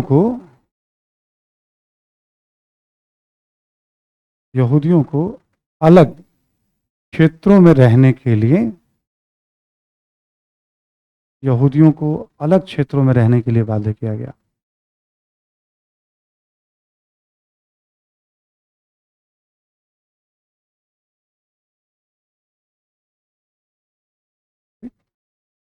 घेटो करके, दरबा या घेटो मतलब जो झुग्गी झोपड़ी जैसा होता है कि भाई तुम्हें अच्छे मकानों में रहने का अधिकार नहीं है, तुम्हें इस तरह से जीवन जीने का अधिकार, तुम एकदम निकृष्ट हो। हिटलर का ना अलग अलग परसेप्शन था लोगों को लेकर। हिटलर कहता था जो जर्मन लोग हैं, जिनके चौड़े कंधे हैं, बड़े ललाट हैं, अब एक तरह से मतलब आंखों का जो हम एक अलग तरह से आंखों का डिस्क्रिप्शन होता था, है ना, वो कहता था कि भाई ये सब नॉर्डिक जर्मन हैं, आ रहे हैं, ये शासन करने के लिए पैदा हुए हैं। वो क्या कहता था, ये जो पोलैंड हैं, जो रूसी वगैरह हैं, ये सब सेवा करने के लिए पैदा हुए हैं, और ये जो यहूदी हैं इनको तो धरती पर रहने का ही अधिकार नहीं है। कल्पना करिए वर्ल्ड वार स्टार्ट होते ही, ठीक है, जहरीली गैस का चैम्बर हुआ करता था और वहां पे 50 से 60 लाख के बीच यहूदियों को उस चैम्बर में इसने झोंक दिया। कल्पना कर सकते हैं पूरे यहूदियों के नरसंहार के बाद। आप जस्ट इमेजिन करिए 50 से 60 लाख लोगों को मारना। केवल यहूदी की बात कर रहे हैं, मारता तो जर्मनों को भी था ये। इस तरह की जो नीति हो सकती कोई सामान्य व्यक्ति तो नहीं कर सकता है ना, दिमागी तौर पे एकदम विक्षिप्त है, बिल्कुल है, साइकोलॉजिकल बहुत बड़ा केस है, ठीक है, केस स्टडी होगा ये। लेकिन इसके पीछे जन समर्थन भी था। जनता इसके पीछे पागल हो गई है, यानी जनता भी बीमार है, ठीक है, कहीं ना कहीं जनता भी बीमार है, कुछ ना कुछ मतलब इस तरह के लोगों को सपोर्ट कर रही है। फिर जनता को बीमार किसने बनाया? पेरिस सम्मेलन ने, असमानता पर आधारित विश्व व्यवस्था ने, असमानता पर आधारित आर्थिक व्यवस्था ने, और मैं इन सब के लिए ब्रिटेन को उत्तरदायी मानता हूं निजी तौर पे। सारी व्यवस्था के शीर्ष पे ब्रिटेन बैठा हुआ था। जिसके पास जितनी ज्यादा क्षमता उसकी जिम्मेदारी उतनी बनती, उसकी जिम्मेदारी उतनी बनती थी उस समय, ठीक है। तो कैसे परिस्थितियां, हिटलर जैसे लोकतंत्र है और उस लोकतंत्र का कैसे लोकतंत्र की सवारी करते करते सत्ता पे आता है एक बार ये, फिर और इस तरह का निकृष्ट काम, शब्दों का भी चयन अद्भुत तरीके से करता था। जैसे संक्रमण मुक्त क्षेत्र बनाना है कहता था वो, ये नहीं कहता था कि हम हत्या करने जा रहे हैं, वो कहता था हम शुद्धिकरण करने जा रहे हैं। वो जो वर्ड यूज करता था, इसको संक्रमण मुक्त क्षेत्र बनाना है, ठीक है। मतलब शब्दों का चयन भी ऐसा करता था जैसे लगता था कि मतलब कोई बड़ा कोई नैतिक काम करने जा रहा हो, कोई गंभीर काम करने जा रहा हो, ठीक है। तो क्योंकि 9th वाली एनसीईआरटी में इस तरह की बहुत सारी बातें बहुत डिटेल में लिखी हुई हैं, डिटेल में है। एक बार जरूर सजेस्ट करूंगा, मौका मिले तो आप आज ही पढ़ लीजिएगा उसको, ठीक है। जिसके पास किताब हो, समय मिले तो आप एक रीडिंग करिएगा थोड़ा, क्योंकि आज आपने इसको पढ़ ही रहे तो एक आइडिया आपको लग जाएगा हिटलर और क्या क्या कर रहा था, ठीक है। एक लाइन और लिख लें इसमें आप, द्वितीय विश्व युद्ध के दौरान लाखों की संख्या में यहूदियों का नरसंहार किया गया। लाखों की संख्या में यहूदियों का नरसंहार किया गया, जेनोसाइड किया गया।